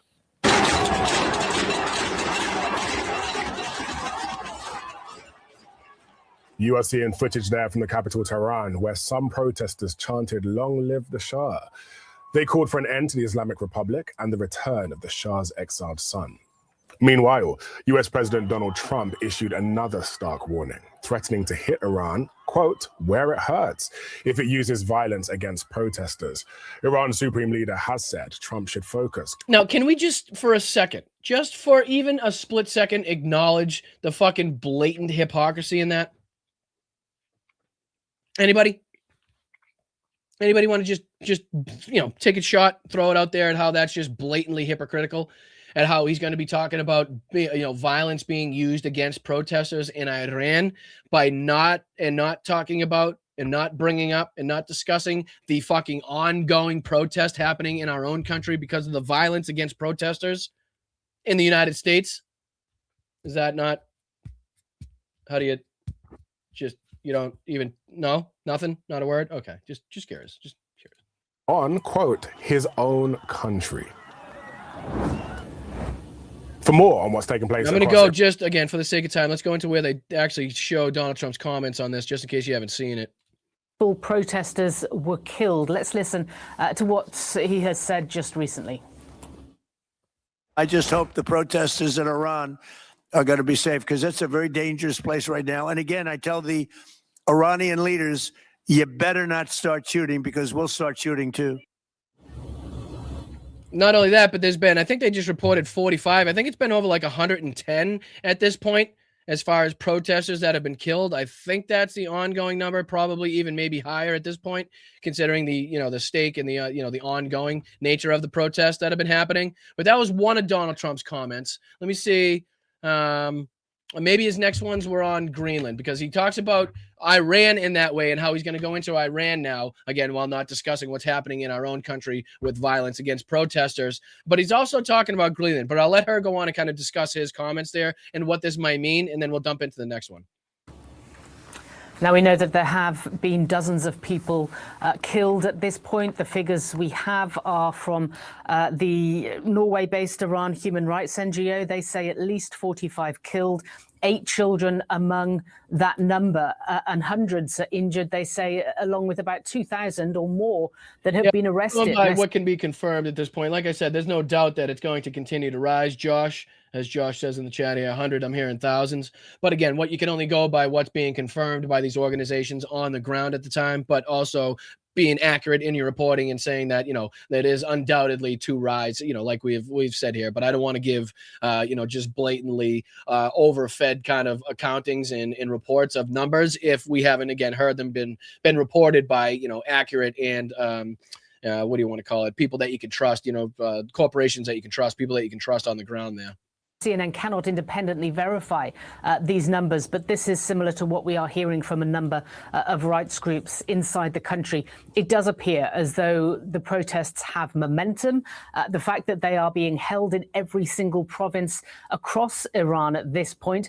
We've heard authorities say that they have sympathy for the economic concerns, which is what sparked these protests almost 2 weeks ago. Yeah, I think it was like, what did the inflation shot up to something like 40, almost 50%.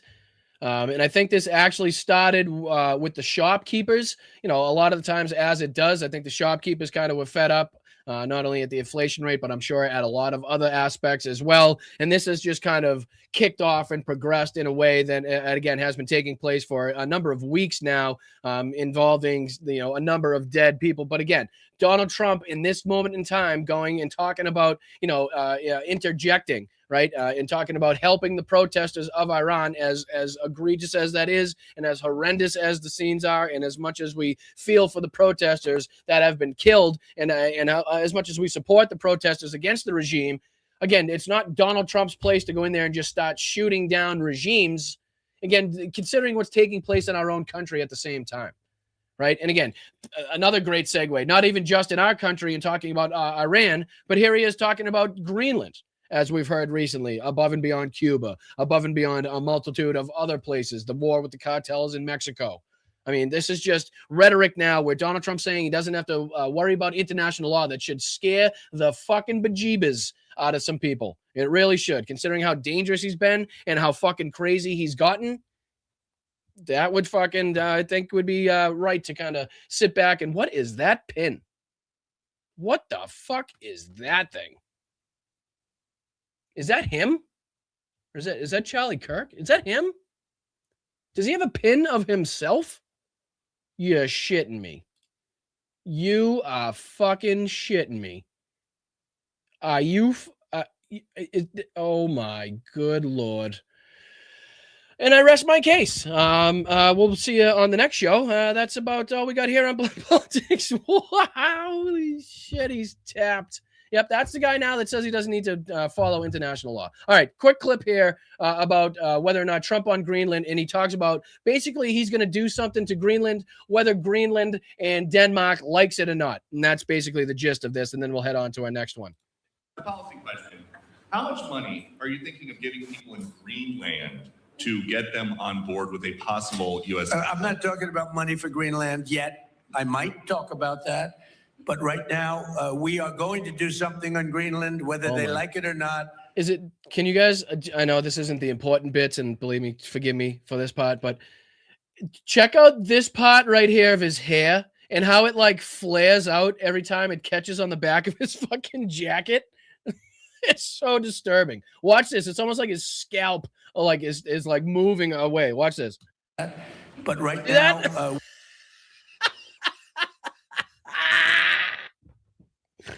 oh, it's so juvenile, and I love it. Watch, like it's like slick there. It's like, right to the back of his head. Watch when he turns and his like fake fucking toupee gets caught on his coat and how it like flares out. Looks like he's about to take off. Of giving people in Greenland right to here. get them on board with a possible U.S. I'm not talking. Oh, looks like a fucking safety fucking like a precautionary thing. Like just in case he falls out of his seat, he's got some like, it's almost like a half parachute effect, kind of slows him down before he hits the ground. Sorry, I know, childish. My apologies. Not sorry at all. No, not at all. Talking about money for Greenland yet. I might talk about that. Yeah, you but know right what? now, That should go over well with the American First crowd, guys. That should. You know what? Nothing should go over better than the $40 billion to Argentina. The fucking deal that China still isn't living up to, supposedly buying soybeans from our farmers that was supposed to save them again from the detrimental policies and tariffs that Donald Trump had originally put in place, similar to his first term that he did when he killed the farming industry and had to bail them out with American taxpayer money again anyway. But, considering that, this whole thing is now taking place with Greenland and, that, I mean, it's just, it's kind of par for the course. we are going to do something on Greenland, whether they like. Yeah, the money. Sorry, I lost my train of thought at the end there. But nothing should go well. Nothing should go over better with the American First crowd than, again, sending fucking checks to people in Denmark or sending checks to people in Greenland to buy their territory. That should go over well, I'm sure. The farmers will love that. The America First, Nick Fuentes will have a fucking, he'll just be over the moon, I'm sure. Like it or not, because if we don't do it, Russia or China will take over Greenland, and we're not going to have Russia or China as a neighbor. Okay? Let's just really quick here. Just bear with me. 1 second, if I may. If I may. Okay, so we'll just do this. Share this tab instead. Yep, we're gonna go there. We can get rid of that one. All right, so we got Greenland, right? We got Greenland here. Got Greenland here. Okay. Now, where's China taking over there? China's taking over Greenland and Russia's taking over Greenland too. Now, is there evidence that we can see here on the map of that? Anything at all that we could maybe use as justification for what he just said? Let's see here. No, not that way. Nope, not that way either. Let's see. China? No, that couldn't. I mean, I know they'll threaten it, but I mean, what the fuck are they actually going to? I mean, no, probably not really. You know, I mean, what's happening over here? Yeah, no, we probably have that wrapped up, all set. No, but thank you. I just wanted to make sure that everybody knew what we were looking at on the map there, just to be sure. And then again, this is the last part we'll play, but this is where he says we're going to go in no matter what. I would like to make a deal of, the easy way, but if we don't do it the easy way, we're going to do it the hard way. Now, again, wasn't that a famous fucking statement was that George Bush's administration when we went into Iraq, right? The WMDs, wasn't that one of the statements famously used? Like, we can either do it the easy way or we could do it the hard way. I think Jon Stewart, as much as a gripe as we've had against Jon Stewart recently, like he put together a good compilation of side-by-side rhetoric compared to the Iraq invasion, the invasion of Iraq, and what we were told by this administration. Lines up pretty well, gotta say, almost word for word, verbatim, what we were told about WMDs in going into Iraq, i.e. in Afghanistan as well, just different circumstances. But yeah, here's where he says, no matter what, we'll probably go in. And by the way, I'm a fan of Denmark too, I have to tell you, and they've been very nice to me. I'm a big fan, but the fact that they had a boat land there 500 years ago doesn't mean that they own the land. I'm sorry. You mean Christopher Columbus? Do you mean the Nina, the Pinta, and the Santa Maria? You mean like those boats that were used to justify the stealing of this land? I'm sorry. Do you want to go back to like American history and maybe talk about like how a boat was used and maybe like we got here and then slaughtered like a whole shitload of fucking people? Is that something we could maybe put back on our own selves and look back on history? Because again, it's funny how he just doesn't think of these things in his mind. Like he thinks about like how it's funny that they say that, but when we bring up like the whole bullshit Christopher Columbus story and all this, the Nina, the Pinta, the Santa Maria, all that bullshit, like that's applause. I'm sure we had lots of boats go there also, but we need that because if you take a look outside of Greenland right now, there are Russian destroyers, there are Chinese destroyers and bigger. There are Russian submarines all over the place. But again, if we have the biggest, baddest fucking military on the planet, which we absolutely do, and you seem to be wielding them like a fucking sword, why would we have any fucking, why any fucking matter? Like, why would we have any hesitation sending people up there to make sure that the Russian and the Chinese destroyers and submarines were nowhere near? Or they meant that they knew that we meant business? Or are you too afraid of Vladimir Putin? You're okay, you're okay flexing in Venezuela where you're not going to be shot back on, but you're not so sure about it when when it involves some your Russian counterpart there, are you? We're not going to have Russia or China occupy Greenland, and that's what they're going to do if we don't. So we're going to be doing something with Greenland, either the nice way or the more difficult way. Please, go ahead, ma'am. On Greenland, Mr. President, why is it so important to you to own it when you have a military presence there, which you could expand to affect security? Because when we own it, we defend it. You don't defend leases the same way. You have to own it. And, with a nation, look at what happened with Obama, with that horrible deal they made with Iran. It was a short-term deal. It was like a 9-year deal. Yeah, and again, this is what I was talking about here. Let me see. Check this out. And I'll probably have to turn off the monetization of the show to show you this. But Venezuela. Ready? Check it out. I'm not even going to play around anymore. It. Hit me with the works. Iraq, Venezuela, go. We're giving them full opportunity to do it the easy way. And when it doesn't work, we'll do it the hard way. If we can do things the easy way, that's fine. And if we have to do it the hard way, that's fine too. Chemical weapons is a threat to the United States. Fentanyl poses a chemical weapons threat to the United States. And again, without going too deep into that, you can see how the one-to-one connections that we can relate back to Iraq and the shit that we were told, and what Donald Trump's rhetoric and how his fucking, Pete Hegseth, Marco Rubio, and how them are fucking talking now. It's the same exact thing that we were hearing back then. Funny, huh? Funny. And he continues to repeat it to this day. Now about Greenland, how he wants to go in. We're definitely taking it over. We're definitely going to buy it. We need to own it because we wouldn't defend it otherwise. You don't defend something that you don't own as much as you defend something that you stole from somebody else, right? Countries can't make 9-year deals or even 100-year deals. Countries have to have ownership. And what? What the fuck are you talking about? Countries can't make 9-year deals? Why? Why not? Why not? Why can't you make a security deal? That's exactly what we're in the midst of trying to do in Ukraine. I'm probably sure that Zelensky's not going to like to hear that 9-year deals and 20-year deals aren't something that the United States is willing or able to undertake at this point, because pretty sure that's exactly what we're looking for. 20, 30, 50-year deals of security guarantees between nations. So again, why can't these deals be made unless you, again, take over the fucking territory and own it yourself? You defend ownership, you don't defend leases. And we'll have to defend Greenland. You defend allies. You defend democracy. It's not about money. It's not about territory. It's not about resources. It's about right and wrong. It's about allies versus enemies. It's about fucking trade partners versus enemies, right? It's about beneficial partnerships versus people that are actively trying to harm us and our allies.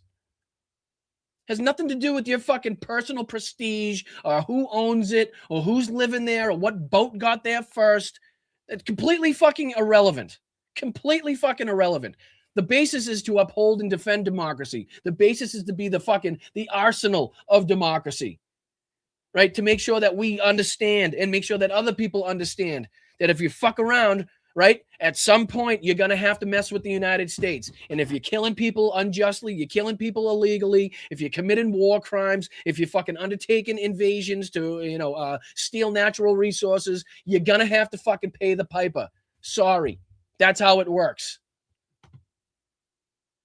And we don't need the fucking territory afterwards. We don't need the natural resources as a gift afterwards. We're fucking very rich right now as it stands. We just don't spend the money wisely.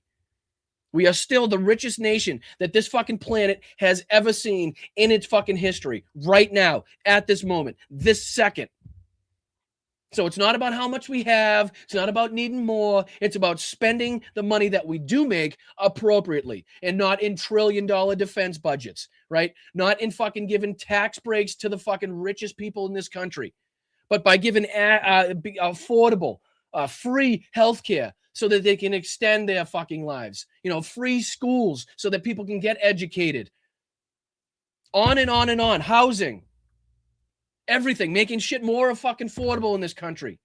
Bringing back the American dream of owning a home. Getting fucking vets off the streets. Any number of things that we could be doing that we're not. If we don't do it, China or Russia will. It's not going to happen. We are not going to have, and I like China, I like Russia, I love the people of China, I love the people of Russia. I get along very well with President Putin, but I'm very disappointed in him. I get along very well with President Xi. I'm going to go over to China in April, but I don't want them as a neighbor in Greenland. Not going to happen. And by the way, and NATO's got to understand that. I'm all for NATO. I saved NATO. If it weren't for me, you wouldn't have a NATO right now. Okay, and again, keep that in mind. Keep that statement in mind as we look at this very next clip that we'll look at, this next segment, which clearly says Trump versus NATO, Denmark activity, shoot first order as Greenland crisis explodes, right? It will clearly destroy NATO. An act of war against Denmark will absolutely destroy NATO. So this guy now trying to do the bidding of Vladimir Putin is doing it and trying to say that he rebuilt it at the same time. Horseshit. Horseshit. But we're not going to allow Russia or China to occupy Greenland, and that's what's going to happen if we don't. Right, so again, sake of time, we only got a couple minutes left. I want to dive into a little bit of this, right?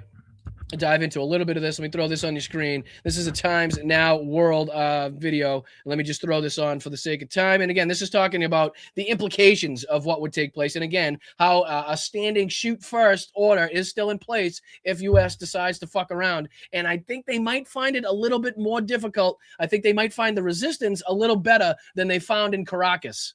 You know, just an advanced warning to throw out there. I don't think the fucking Danes are fucking around the way that Caracas and Maduro's security team were fucking around.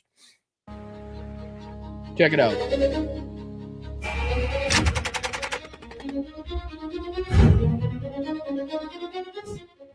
Greenland is now on high alert. No clearance, no delay. Shoot first, ask questions later. This is what orders have given from Copenhagen lately after US President Donald Trump's renewed calls to take control of the strategic Arctic island. While Copenhagen has confirmed that a Cold War-era military rule remains active, but refuses to rule out use of military force to guard territory.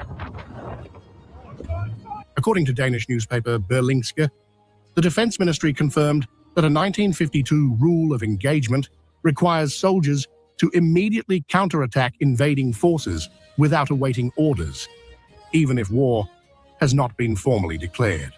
The ministry said the order remains in force. So guess what? A little bit different than the fucking situation, the scene you were flying into in Caracas already. Just, again, advanced warning. The message is unmistakable. Any military move on Greenland will be met with immediate force. If the United States decides to attack another NATO country militarily, then everything would stop. That includes NATO, and therefore the security that has existed since the end of the Second World War. Bingo, bingo, bingo. That's it right there, ladies and gentlemen. That's it right there. You could fucking kiss that alliance goodbye, and you could be damn sure that Putin will exploit every fucking angle and aspect of that he could possibly fucking exploit. And that's what you have to look forward to.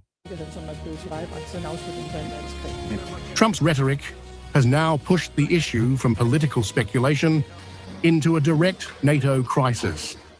European leaders warn that an attack by one alliance member on another would be unprecedented and potentially fatal for NATO itself. And again, going on to talk about the alliance and what people are saying, this is a Midas Touch article, and I know I'm trying to fly through it. We only got about 5 minutes left, so my apologies. I'd like to do a better, deeper dive into these, but again, I try to fit so much into the show. Here's a furious world leaders freeze Trump out of new alliances, right? And again, this is just from Macron to different fucking, to, Friedrich Merz in Germany, different statements made by people around the world. So let's just dive into a couple of these for the sake of time. And again, you can see the frustration. You can see what this would do to the NATO alliance if this is something undertaken by Donald Trump, which he says, it doesn't matter if what Denmark says, doesn't matter what Greenland says, he is going through with. Imminent. Here's what French President Emmanuel Macron has to say. Play this clip. It is not enough to simply conclude in the face of this withdrawal that the end times are near. No, the time has come to come up with new partnerships, as is the case, as I said, for defense. And the next issue is international governance, which is a broad topic. And it would be naive to say that all is well when I have just told you how chaotic it is. Again, just to be clear, what's going on right now, this is the president of France, Emmanuel Macron, actively, openly, in public, talking about creating new alliances that don't involve the United States, right? And something that the Europeans have been speaking about, like tacitly, right? They've been around kind of beating around the bush and, are they sure? Are they not sure? Then Donald Trump does something to kind of maybe look like he's trying to be tough on Putin, and it kind of sets the conversation back a little bit. But this is active, like, okay, we need to start thinking about a world, an alliance, a fucking, a world police that doesn't involve the United States. And I want you to think of how long the NATO alliance and what the world has looked like since World War II and how much we're now changing that in such a short period of time because Donald Trump's actions as president the second time. Just think of what's changing on the world stage. Fucking partnerships, alliances, the trade aspect after COVID, how much the fucking world changed just based on COVID by itself. Right? And now you're hearing from Emmanuel Macron, and it goes on. Let me say again, just for the sake of time, I apologize, skipping through Ben's analysis of this, but here's another aspect of it. Here's from Italy, Maloney's statement. De via de tener, meaning to scare. You must be strong enough to scare your enemy to cease and desist from the possibility of attacking you. It is strength, it is scaring that needs to be asserted against people like Putin. And Again, it's not fighting your own alliance. It's not attacking your own alliance. It's not degrading your own alliance that is going to make Putin fearful, right? It's a strong NATO coalition. Is it a strong European Union in conjunction with a strong United States that is going to pressure Russia and Vladimir Putin to fucking ending this fucking brutal invasion that continuously is killing thousands and thousands and thousands of people, regardless of what you're doing on a daily basis, regardless of what's happening in this country. That's still taking place every single second of every single day, and we need to fucking remember it. And again, it's attacking the NATO alliance just like he's doing now, and just weakening it, even with the rhetoric of going into Greenland is harming this alliance. And here's another aspect. Here's Mark Carney from Canada. Merz of Germany earlier today to talk about the ongoing negotiations toward a just and lasting peace in Ukraine, deepening our trade cooperation and our support for sovereignty and the territorial integrity of Denmark. Canada and Germany are working together and strengthening Euro-Atlantic security. That is not Canada, Germany, and the United States, and now actively, solidifying our partnership in defense of the fucking great country of Ukraine, to keep it a sovereign nation against the fucking Russian horde and the invasion that has been perpetrated upon them since 2022. That doesn't say that. That's not what's going on. These are actively, what our allied countries going around us to create alliances, partnerships that don't include Donald Trump because of the actions of the United States and how we can no longer be trusted on the world stage. Mark, and number one, because there's more here. I think there's some from MERS as well. Here's Kenneth Ross says Moscow and Beijing are silently applauding Trump's invasion of Venezuela because he has given up any international law objection to their attacking Ukraine and Taiwan. We brought that up on this show. We talked about the UN Security Council meeting where representatives from both China and Russia kind of laid it on pretty thick with not only the hypocrisy, but also their correct statements and what they saw take place with the United States. So hard for us to kind of take that in stride, but also you can't kind of deny the facts of the matter and what the United States undertook and the permission that now gives these bad actors on the world stage, right? So that's being pointed out here. We can continue to go on to this headline. Let's see what this one says. My apologies. Both Russia and China want to prioritize manipulating Trump to achieve more interest for themselves, said Tong Zhao, a specialist on strategic security issues at the Carnegie Endowment for International Peace in Washington, which they seem to have been doing for a long time, right? China was just being complimented, Xi Jinping himself being complimented after their little meeting that they had with Trump, and then, that like so-called agreement to the farming deal that we were talking about, which they have not lived up to by any stretch of the imagination yet. And then going on to talk about how easily manipulated Donald Trump is by Vladimir Putin, the deadlines that he's given him, how scared he is to actually put pressure on Russia. So that goes right in line with that. This is Exxon CEOs calls Venezuela uninvestable. I put this on my blue sky. This goes exactly in line with what we've been telling you here on Blunt Politics. Like, hold up a minute. I know everybody's talking about the oil. Donald Trump's talking about the oil. He's talking about how all these oil executives are fucking gung-ho and ready to go down there.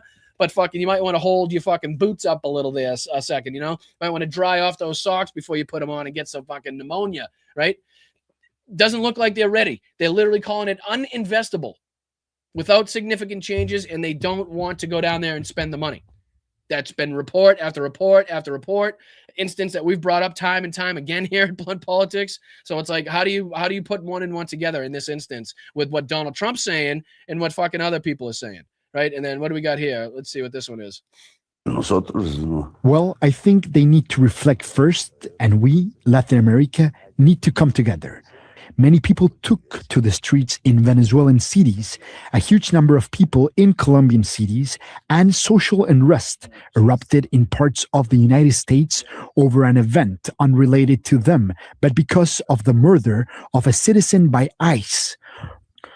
For us, ICE operates the same way as the Nazi and Italian brigades, the fascists, and it has And he's not wrong. In his eyes, he says the fascists, the Nazis, and the fucking ICE agents and what they're doing are working hand in hand, right in conjunction, and would have fit fucking perfectly in like a puzzle piece with what the Nazis wanted to get done and their fucking white Christian nationalist beliefs in the United States now, and how it would line up to purification, the Aryan race, and making sure that the Jews and the Romas and the Gypsies and everybody else wasn't involved in their culture, wasn't involved in their society, and you can see how it would line up. So again, we've run out of time today on the show. I really do appreciate you guys for sticking with me. I can't thank you enough for your support and contributions. I would once again advise you to please share this out. I know it's not feasible for a lot of people, and I am I am right with you on that, and I have no issues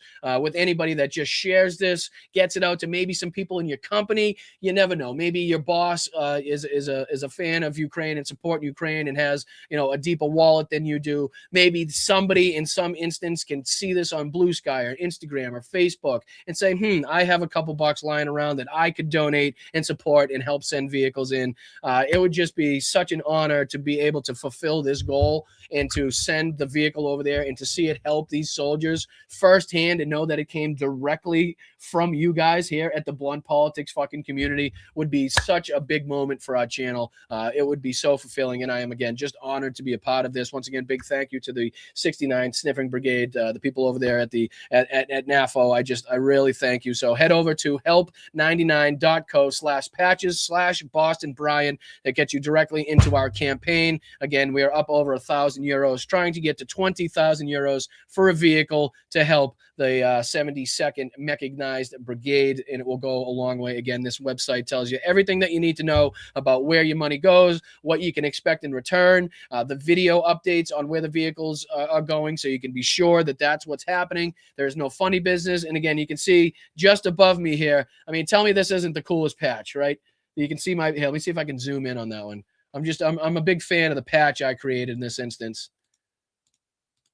There you go. There it is right here. That's my patch. I mean, you can see the socks on there. We got a couple cases of beer on there, just so we know we're cheersing with the people over there. In Dog We Trust. We got World War II aspect going on. Obviously, the Ukrainian flag and the old style grenades and everything. World War II style fucking. I love it. Obviously, you got the the trizub on there as well. So I appreciate you guys. I really do. Let's get into thanking some people that were kind enough to contribute to the show either via Venmo or elsewhere. And then I'll get you guys out of here so you guys can enjoy the rest of your time and the rest of your day. Soaking in the news and enjoying other independent creators like myself. First, I want to thank Jeff. Thank you so much. Back to Boston Fund. Thank you so much. I very much appreciate it. Thank you, Jeff. Thank you, Gene. Gene says, thank you, Brian. Great job calling out the bullshit. Thank you so much, Gene, for the 25. Very generous of you. Can't thank you enough. Really means a lot. Roger as well. So from Karen and Roger, thank you so much for the 5. Thank you, Karen, by yourself. Says, let's fucking go for the 5. Thank you, Damon. Says, keep up the good fight, Brian. Thank you for the 10, brother. Jenny Faye, thank you so much for the 30. You're amazing. Have a great show. As always, love to you, Mel, Logan, and Pops. Happy Sunday. Right back at you. Thank you so much for that. I appreciate every single one of you. Each time you come out of pocket, it means a whole hell of a lot to me. Thank you, Yakov. Thank you, Jeffrey, from the other day as well. Thank you, Kathy. Thank you, Thomas. Who else? Thank you, Roxanne. Thank you, Chris. All of you guys have just been absolutely fantastic in making this show, what it is today, and hopefully continuing to build that momentum so we can hit 20,000 subscribers on to 50,000 subscribers. And who knows, maybe one day we actually get a plaque out of this fucking thing, huh? Maybe we can stir up the hornet's nest. Maybe we can create enough fucking instability in the system when people start recognizing the momentum that we created over here, and we could actually get 100,000 fucking in here. All right. And let's go. Let's go. All right, let's thank some people. Holy sugar pie, honey bunch, 32. All right, we're going to have to fly through these. You guys will be here for another hour. All right, let's go. Bobby Slacks, thank you, brother. Let's fucking go. Thank you for the $10 super chat. Love to you, Mel, Dungaree Dog, Logan. Love to all my fellow Bryantologists sharing. So thank all of you for your kind greetings. Slava Ukraini, Heroyam Slava. Right back to you, Slacks. We appreciate you as always, brother. Thank you so much for your kind contributions. Very much appreciated. Followed up by Wes with the Ray Bork. Thank you. Peaceful demonstrations will only grow as the weather improves. That's true. That's very much true. Let's see the MAGA Q-toids, not Tods. Good distinction there. Out demonstrating to their cause is just, and it's doubtful that's going to happen. But Wes, I would point out that the weather in and around Minnesota, Minneapolis, and elsewhere, New York, Boston, is fucking not really nice right now. And to see the extent in which people are still willing to get out there and stay out there and stay loud and stay proud and stay aggressive is really fucking heartwarming. Again, it's just those little things that make me in some way, shape, or form, proud to be an American, knowing that there's people standing up for what's right, even if it did take far too fucking long. It's still, we got to take victories where we can get those victories. So Wes, I appreciate you, brother. Thank you so much. Midas Cam, what's up, brother? Good to see you, Cam. Appreciate you for being here for 7 months. That's a huge support. Thank you so much. And thanks, Boston Brian, for keeping the truth alive. No, thank you guys for, supporting me in the endeavor in trying to bring you guys the news and the facts as I see them. I don't know. I'm trying to be as upfront and honest and open with everything as possible. I don't consider myself a journalist. I don't consider myself a reporter. I am a normal, everyday, working class individual, just like everybody here that's watching. I am a chatter. I am a fucking viewer. I am a consumer of news, and we just try to fight through it the best way that we can, using our minds, putting ourselves together, and just acting like a family, trying to decipher it that way. Good friends, good family, always a good way to have a good discussion. So that's what I try to treat it here. So thank you, Cam. Appreciate you for being here, man. Thank you, Blues Lovin'. Join us on the streets. Thank you so much for the $2 contribution. And again, thank you to everybody that's out there. I got some unfortunate circumstances and untimely circumstances that I'm dealing with here. So maybe on my journey throughout the country, I'll be able to stop through a couple protests on the way. Who knows? But again, some updates, some information to come without revealing too much. I don't want to end it on a bad note, but thank you, Blues Lovin', for the $2. I appreciate you. Thank you so much. Thank you so much. It's wow, it's fancy for becoming a new YouTube member. Very much appreciated. Thank you so much for signing up, and your contributions to this channel are very appreciated. I hope you find a warm and welcoming place in the community. And yeah, thank you so much for signing up. That means a lot. We're on our way to 1,000 members, and wow, it's fancy getting us one person closer. So we very much appreciate it. Please make sure we're thanking everybody contributing, donating, gifting out memberships, whatever it may be. Please make sure we're thanking them in the chat. C7557, thank you so much for being here for 15 months. Keep up the great work. Slava Ukraini, Heroyam Slava. Right back to you, C7. Thank you so much for your contributions and your loyalty, your friendship, your passion for what's going on. And I believe your mug says fuck Trump, so thank you for that as well. I concur. Appreciate that. Thank you, Mark. Ice, too comfortable, overreacted, and using violence. And that's only escalated since this action. It really has only escalated. Very quick to shoot pepper balls at people who are only using words, as we saw. Just ask Robbie Road Steamer, who was only using words and wearing a giraffe costume. Yeah. Oh, yeah. Yep. I know who you're talking about. You're 100% right, too. You're 100% right, too. I appreciate you bringing that up. And again, you can talk about multiple instances in which they've turned up the violence in the fucking aggression just since Renee Nicole Good was murdered. So thank you so much, Mark, for bringing that to my attention. Thank you, Jenny Faye, so much for the $10 contribution. A spider web of useless words, forming sentences that have no real context or substance. It's what these maggots do. Hard to speak truth while gargling orange balls in your mouth. That's hard to dispute. And again, whether that was for Tom Homan or Kristi Noem, you're correct in both cases. As we pointed out, the hypocrisy of Tom Homan saying, okay, let's get into this guy's mind. He was obviously fearing for his life. And then 2 minutes later saying, how the hell could you possibly get into this guy's mind? You couldn't possibly know what he was thinking. Again, just a way in which you could point out the hypocrisy and how they have no context, no substance, and they're just bullshitting their bullshit way through this fucking bullshit, as bullshittery as they can bullshit it. All right. So thank you, Jenny Faye. I appreciate you so much. Thank you for everything that you've done and continue to do. Stoneflower Dragon, that goes to you as well. Say hello to your pretty kitty for me. What is incredible is that cosplay KKK Christie thinks that we freaking believe her. Yikes. I hate her. I never used to hate before. Magadonia. Poisonous. Right. And you're 1,000% right, because she actually believes that we're going to take what she's saying at her word and then justify that with the fucking video that we saw and somehow be like, you know what?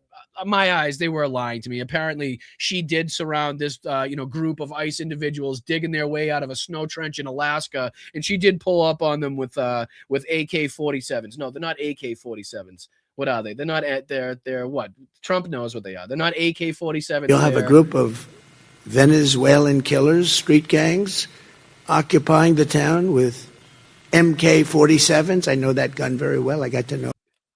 MK-47. Sorry, I thought it was AK-47s. That's my apologies. I didn't.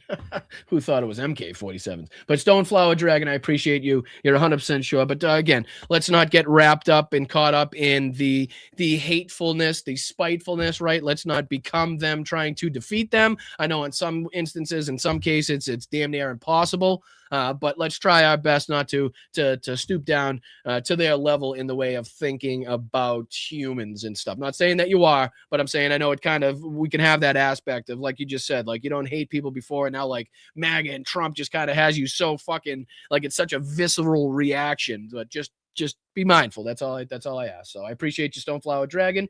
Thank you for your contributions. Thank you for the 5. We very much appreciate you being here. As always, good to see you. I hope you have a wonderful day. JJ, what's up, brother? Did you know engines rev when you accelerate? Right.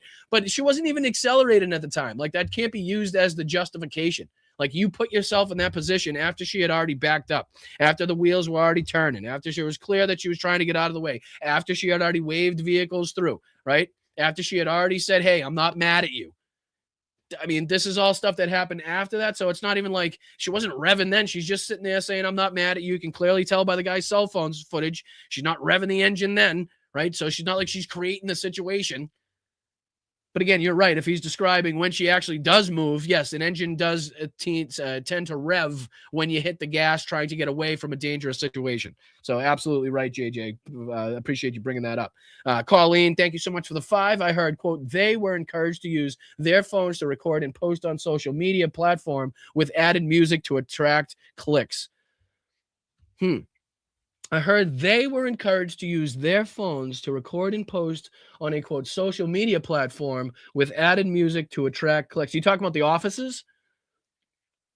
Is that what you mean? Because that would fit right in line with what we know. I mean, DHS is known for putting out the, those stupid fucking promotional videos. I know they used Theo Vaughn in one of them. That kind of got a lot of press. So that might be one of the prominent ones that you remember. But, they have these, fucking things that Donald Trump's reposting all the time on True Social, like these 2-3 minute kind of like fucking hype videos. You know what I'm talking about? So I wouldn't deny that they would be using this footage that they got on these raids to add into those like hype videos as recruitment videos, right? So I would not deny that at all. I hadn't heard that, but I mean, it just goes along with what we know about these people anyway. So it wouldn't be that hard to accurately assume that. So I appreciate you, Colleen. Thank you so much. ICE are now being told to delete their videos. Felony. Again, if that's the case, then that's something we need to look at as well. So I appreciate you, Colleen, for bringing that up too, because I'm sure that they are required to, at some point, keep the information, whatever information they have, on their cell phones for at least a certain amount of time. And I'm probably certain that time hasn't gone up yet, if at all, if there is any time and a moment that you can delete that. It remains to be seen. I'm not quite familiar with the policy on that, but I'm right with you, Colleen, and I very much appreciate you. Angela, thank you so much. I appreciate you as well. Thank you for the $5 contribution today. Has anybody heard anything about Russian diplomats leaving Israel en masse? Not good at all. Like they know something is about to start. I did hear something on that. I did not get to dive into it as much. Like I'm not as knowledgeable on it as I would like to be before I speak on it. In front of people. I like to have a little bit more information on that. But, it fits, again, in line with what we know about the undertakings of, what Donald Trump's been saying about Iran, Israel's plans with Iran, the unrest in Iran right now, and how, Benjamin Netanyahu would probably love to get involved in another war to solidify his place over there so he doesn't get fucking prosecuted for the crimes that he's already wanted for before the genocide and the war crimes he committed in Gaza. So I have no doubts. I would not dispute it at all, but I'll have to do a little bit more digging on the reasons and like what actually went into it before I can kind of discuss it on here. So I appreciate you, Angela. I will absolutely look into it. Thank you guys for keeping me updated and informed. Mark G, once again, Homan, thank you. Thank you for the $2, Mark. I appreciate that, brother. He says Homan equals failed Flintstone character reject, right? He's just most insufferable son of a bitch. And it's like, if you talk about the rhetoric, if you talk about the Tom Holman and his rhetoric, and we got to put ourselves in the mind of the officer, but what you can't do, what you cannot do at all, is listen to the rhetoric and put yourself in the mind of the officers because it's impossible. It's just impossible. Yeah, I'm right there with you, brother. I'm right there with you, Mark. I appreciate you. JJ, thank you so much for the 10. That shot left the chamber in November wouldn't have happened under Kamala. MAGA and non-voters did this. Absolutely. Absolutely no disputing that as well. We did not vote for this. We warned people against this. We warned people that this was possible, and we warned people that this was going to happen, especially to the brown and black community at large. Berkeley, what's up, brother? Thank you so much, and thank you, JJ, once again for your $10 contribution. Much appreciated, brother. You're 100% right. Thank you, Berkeley, for your $10 contribution as well. Much love to you, B. We are indeed at a flashpoint. Stand up, but don't give the fascists what they want. That's very important as well. Very important as well, and I hope I made that clear earlier. Like, I know it's inevitable, right? I mean, it typically is anytime you get a big group of people together and you have agitators and you have law enforcement acting the way that they have been, then, you know, it's a recipe for disaster. But in all instances, we must be restrained. Do not give them the footage that they're looking for. Do not give them the fucking audio that they're looking for. Do not give them the fucking court cases that they're looking for. Let them stir shit up. Let them agitate just like they did during the George Floyd protests, where the right-wing agitators, and there's accounting and evidence and fucking facts and cases that you can look at to prove that right-wing protesters were out there trying to cause problems, shooting at fucking police stations. Just don't give them. I know it's inevitable. I know people overreact. Sometimes, you know, alcohol gets involved. When it gets dark, a lot of times it changes. Just be mindful of where your surroundings are, who you're with, you know, where you're going, what the fucking environment looks like, your exit strategies, that types of things. But don't give them what they're looking for. You're 100% right, B. Appreciate you bringing that up, man. Good to see you. Thank you so much. JD, what's up, brother? Appreciate that. 18 from JD. Much appreciated, dude. Very generous of you. $1 for every bad act ICE has detained. I mean, isn't that ridiculous? I almost forgot. Isn't that fucking insane? 18, right? Fox News just brought a list of like 18 people. Dangerous. I almost caught it at the right point. Here it is right here. One more time, just in case you joined us late or didn't catch this in the show. This is what JD is referencing in here. Think of all of the people that they've bragged about deporting and rounding up, right? And how they're going after the worst of the worst, and Trende Aragua and gangs and criminals and murders and rapists. Listen to the number that he now stipulates that he's bragging about, that they've rounded up, that have, like, you know, really egregious criminal records or have been convicted or wanted for really bad crimes. Listen to the number he says. Why are we even there? Why are we? That's another fucking great question. Another fucking great question posed by Tom Homan himself. Why are we there? Why are we there? And no answer. Got no answer. Because you're following the orders of your dictator, authoritarian boss who doesn't like brown or black people and likes the fact that he can now control all of these agencies as his priority security force. But that's not what I wanted to show you. Listen to the number. Listen to the number. Minneapolis. Listen. Because it's a sanctuary city, a sanctuary state. Bill Maloogian from Fox News just brought a list of like 18 people. Dangerous, worst of the worst that ICE is taking into custody. 18. 18. Hence the $1 for every bad actor ICE has detained. 18. I'd get a total of $18. And as generous as that is, just think how crazy that is, considering the number of people they want you to think that they've taken off the streets, the bad people they've taken off the streets. 18. He's bragging about. He doesn't even have numbers himself to add on top of that. This is a Fox News report that he has to cite that cites the 18. So God even knows if that's the fucking case. 18. I almost fucking fell off my chair. I was like, what? 18? Thought he meant 1,800, 18,000? Nope, 18. Just that two numbers, 1 and 8, 18. So JD, you're 100% right. Appreciate you, brothers. Yeah, I had to bring that back up. JJ, let's go. 18 is less than they would have caught without mass deportations. 18 is less than they would have caught without mass. Right. It's like they're doing worse. Right. They're doing worse than they wanted to than they would have just done if they continued the same strategies. It's unbelievable. And I appreciate the 2 there, brother. Bicycle Mike, what's up, man? Hey, Brian, Lobster Power rules. Appreciate you being here. 17 months, man. Happy birthday once again. Hope you're having a wonderful week. Thank you for everything. I hope you're well. I hope you're feeling good. Thank you so much for being at the Zoom the other night once again. And thank you so much for your contributions. Right back at you, Mike. Hope you're well, dude. Thank you, Marsha. Boston Brian and Crustacean Nation mods in chat right at you. Appreciate you, Marsha. I will pass that along to everybody in the chat. And obviously the mods here who have helped create and mold a fantastic community, much like the one that Mark G is a part of. Mark G, appreciate you, brother. Oil from Venezuela for the Epstein Memorial. I don't know. Maybe they're going to have a fountain I'm not sure. They're going to have maybe this like fountain in the ballroom, and instead of it being water or like fucking chocolate, it's going to be oil. I'm not 100% sure what they're going to do. Mark, I wish I did. It doesn't make any sense for me because it doesn't look like the oil people want the oil anyway. So what was it for? The regime change didn't really regime change because it's just a Maduro acolyte that is now running the country, not really cooperating with the United States, only under like extreme pressure, giving up fucking 60 million barrels of oil. Other than that, pretty much the same rhetoric of calling Trump a dictator and, you know, saying that it was an illegal act. What changed again?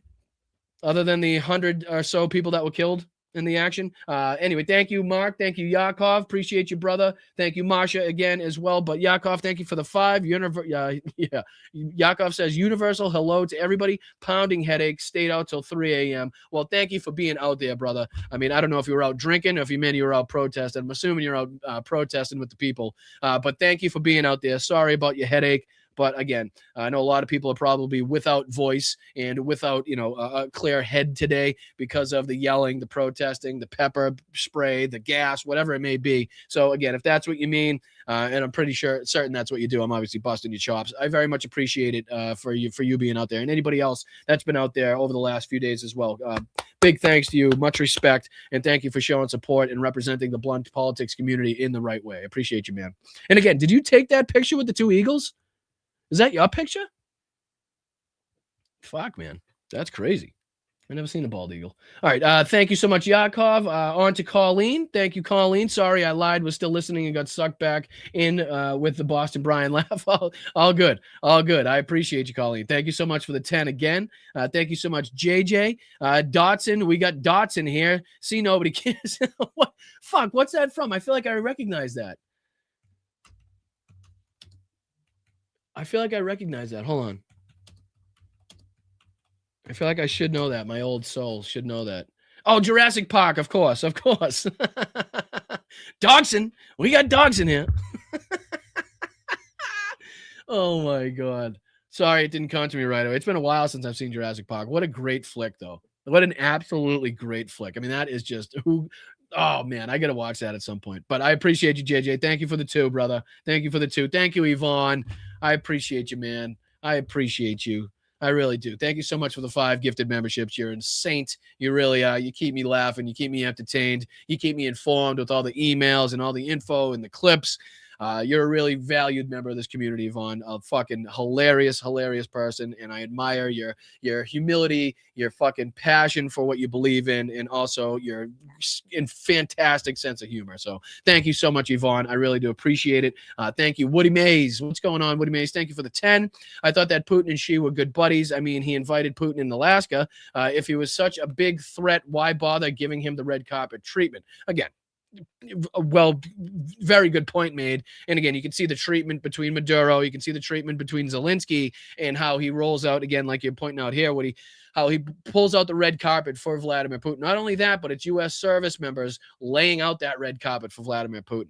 Nonetheless. So again, even those optics right there goes to show you a lot in what he thinks about Vladimir Putin over, again, allies of our country or, you know, any other fucking dictator or brutal authoritarian around the country. So absolutely right, Woody Mays. Thank you so much for the 10. Very much appreciate you. JJ's back once again.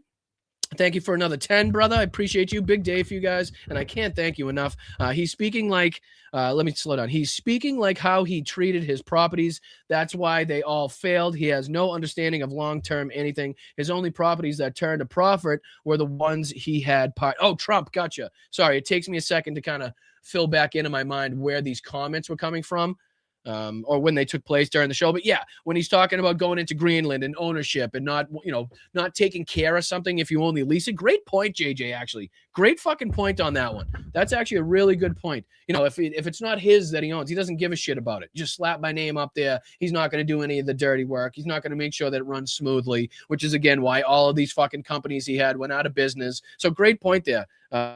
One connection is a pretty good one. I didn't even think of that myself. So good, JJ. I appreciate that. Thank you for the 10. Thank you for the contributions, brother. Thank you, Masha, once again. Thank you for all that you do, Masha, not me. Thank you for all that you guys do here at the Blunt Politics community, because without you, I am not. Thank you, Vincent. Much appreciated for being here for 15 months. I will help next week. This is a help. What do you mean? That is very much a help to this show. No matter what anybody says, no matter what misconceptions you may have about what you just did, you just showed me that you've been a member here for 15 months in this community, which means for 15 months you have supported financially us here at Blunt Politics. So to think that that's not helping is ludicrous. All right, Vinny? So not for another fucking second will I handle that rhetoric. You are absolutely helping, and for the last 15 months, every second of every day, you've been helping. So I appreciate you. If you want to add like in again onto that or more, then that I will accept that. But I will not accept anybody apologizing or saying that they haven't contributed to the show, because just watching is enough to contribute. So thank you so much, Vinny. I appreciate you, brother. JD, again, happy birthday, Yvonne. Yeah, big happy birthday to Yvonne. Big happy birthday to Yvonne. She's 21. We're going to have to send her a few pints, a couple pints of Guinness. I know she loves some music. I know she loves gardening. It might be not the right time of season for that, though. Maybe we could send some seeds to Yvonne where she could get some plants going when the weather gets right. But yeah, happy birthday, Yvonne. Thank you so much for everything that you've been doing. Thank you so much for your contributions. We very much appreciate you. And thank you so much, JD, for bringing that back up. I can't thank you enough. You guys are incredible to one another, and it's nice to see.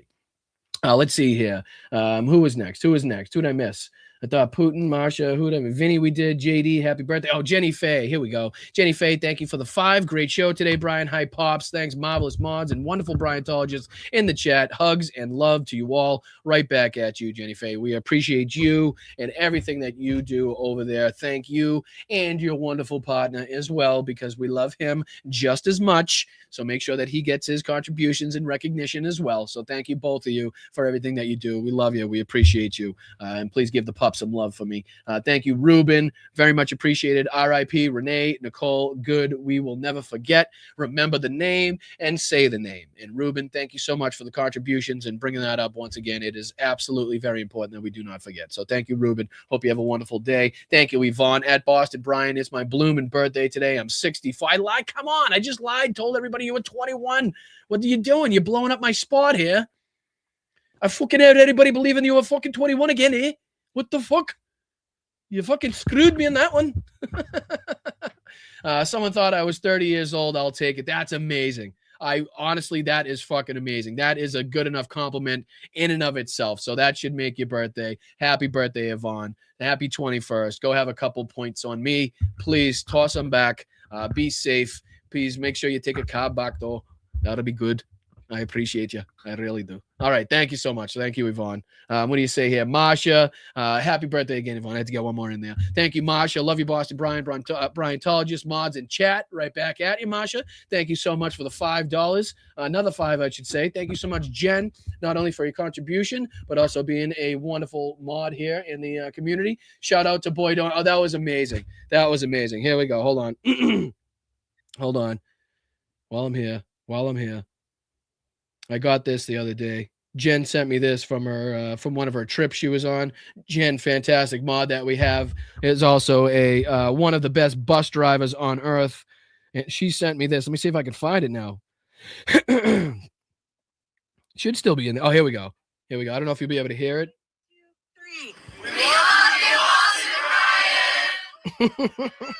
So it's the whole bus she was on. I believe it was the swimming team, if I'm not mistaken. Saying we love you, Boston Brian. 2, 3. Appreciate you guys. Thank you so much. I always love receiving those messages. Very nice of you. Very nice of you to do, Jen. Thank you so much, and thank you for everything you've done here in the community. I appreciate you. Hope you're well. Hope you're having a good day as well. Mark G, let's go. October 13th, ice, pepper to face of a pastor. Oh, yeah, getting shot in the head. All right, we covered that here on this channel as well. Mark G, there's a whole number of instances, a whole number of them. And again, not just involving guns, not just involving pepper spray, not just involving like gas attacks, but just physical aggression. Talking about the father of the 3 Marines that was literally getting punched in the face in the middle of the fucking intersection.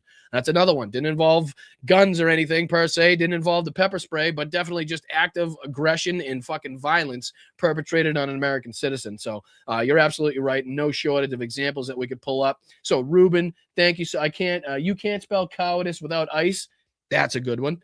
That's a t-shirt. That's a t-shirt, Ruby. Fucking build that one up. I'll fucking put that one out there. Mark says 18. So unlike Trumpstein, that is illegal. Ooh, burn. Burn. Got you on that one. So 18, just too old for Donald Trump, I believe. Just too old for Donald Trump. So, but I appreciate the comment. Bingo M5Q says, thanks, Boston Brian, for being Boston Brian hero.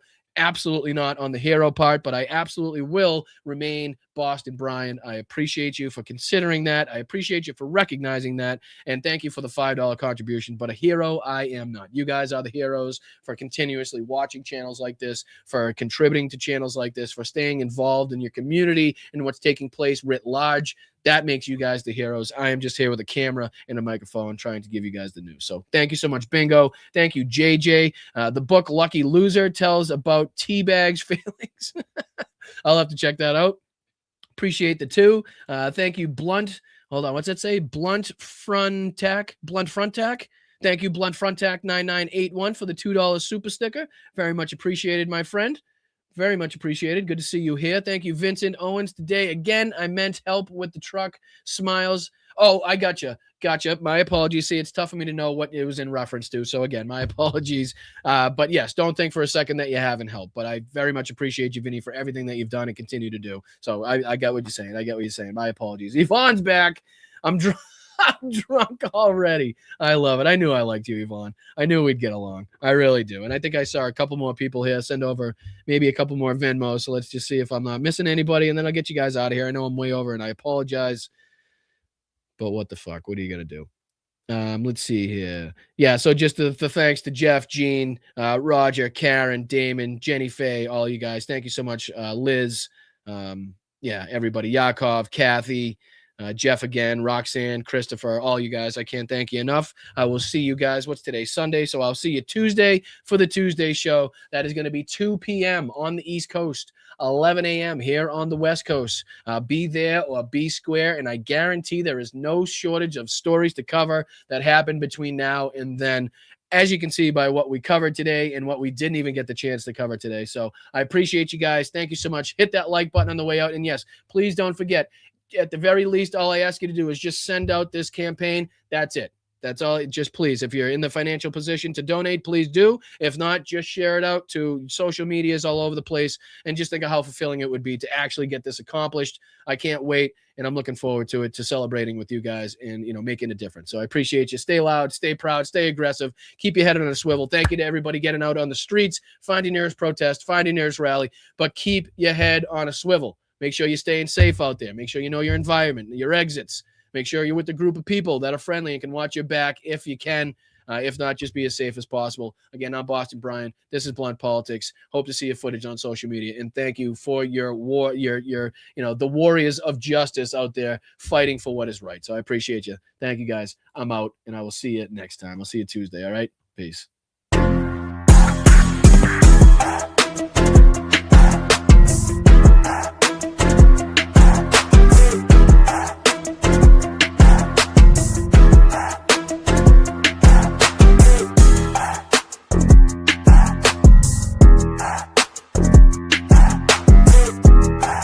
Happy birthday again, Yvonne. Thank you so much for everything. I hope you have a wonderful, wonderful day and not a bad hangover.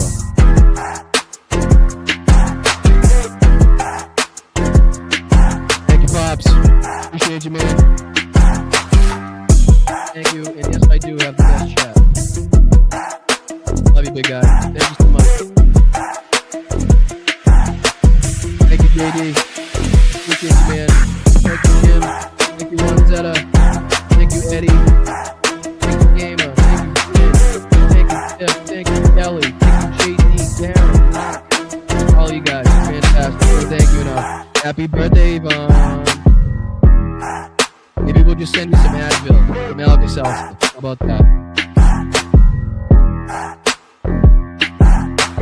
You know why? Because it's like we always do about this time. We always do about this time. Like we always do about this time. They're just getting acclimated. You know what that means, acclimated? One's drunk. This guy's been drunk all day.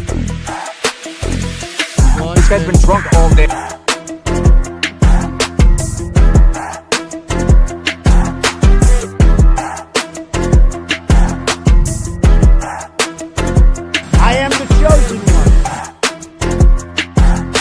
Water coming here is dead. When you ran out the healthy arms, you ran out of really healthy. They had great arms, but they ran out. It's called sports. It's called baseball in particular, and pitchers, I guess you could say, in really particular. Brian, you're drunk. You're drunk. Thank you, Petrazi. Good to see you. Thank you so much. Thank you, Jenny Faye. Thank you, Sabrina. Thank you to everybody on Facebook as well. Thank you to everybody on YouTube, Twitch, Instagram, all you guys. Thank you. See you later.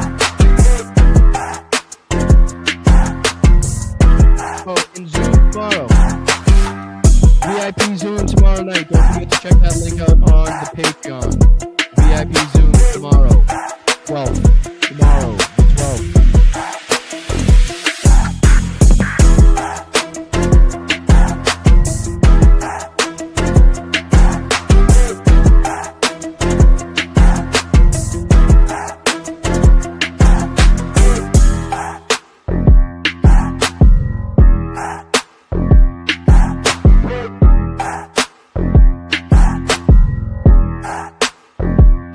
John, what's up, brother? Good to see you. Appreciate you, man. Thank you for everything. Mean it. Thank you so much. Wayno, I see you lurking in there. I knew you were in there.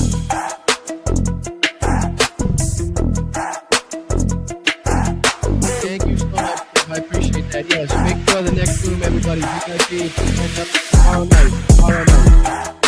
See you later. Get a pop. Get a mod.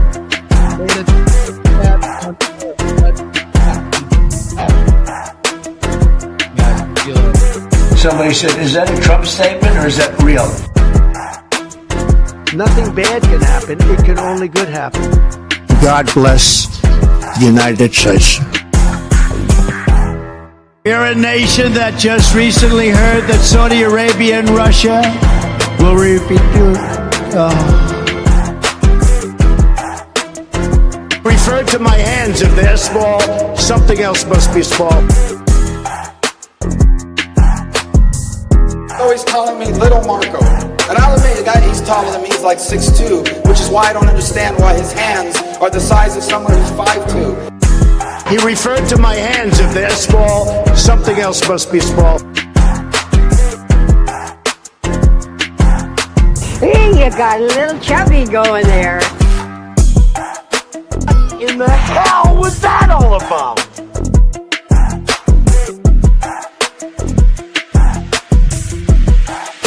Bad news, bad news. Even when it's good news, it's bad news.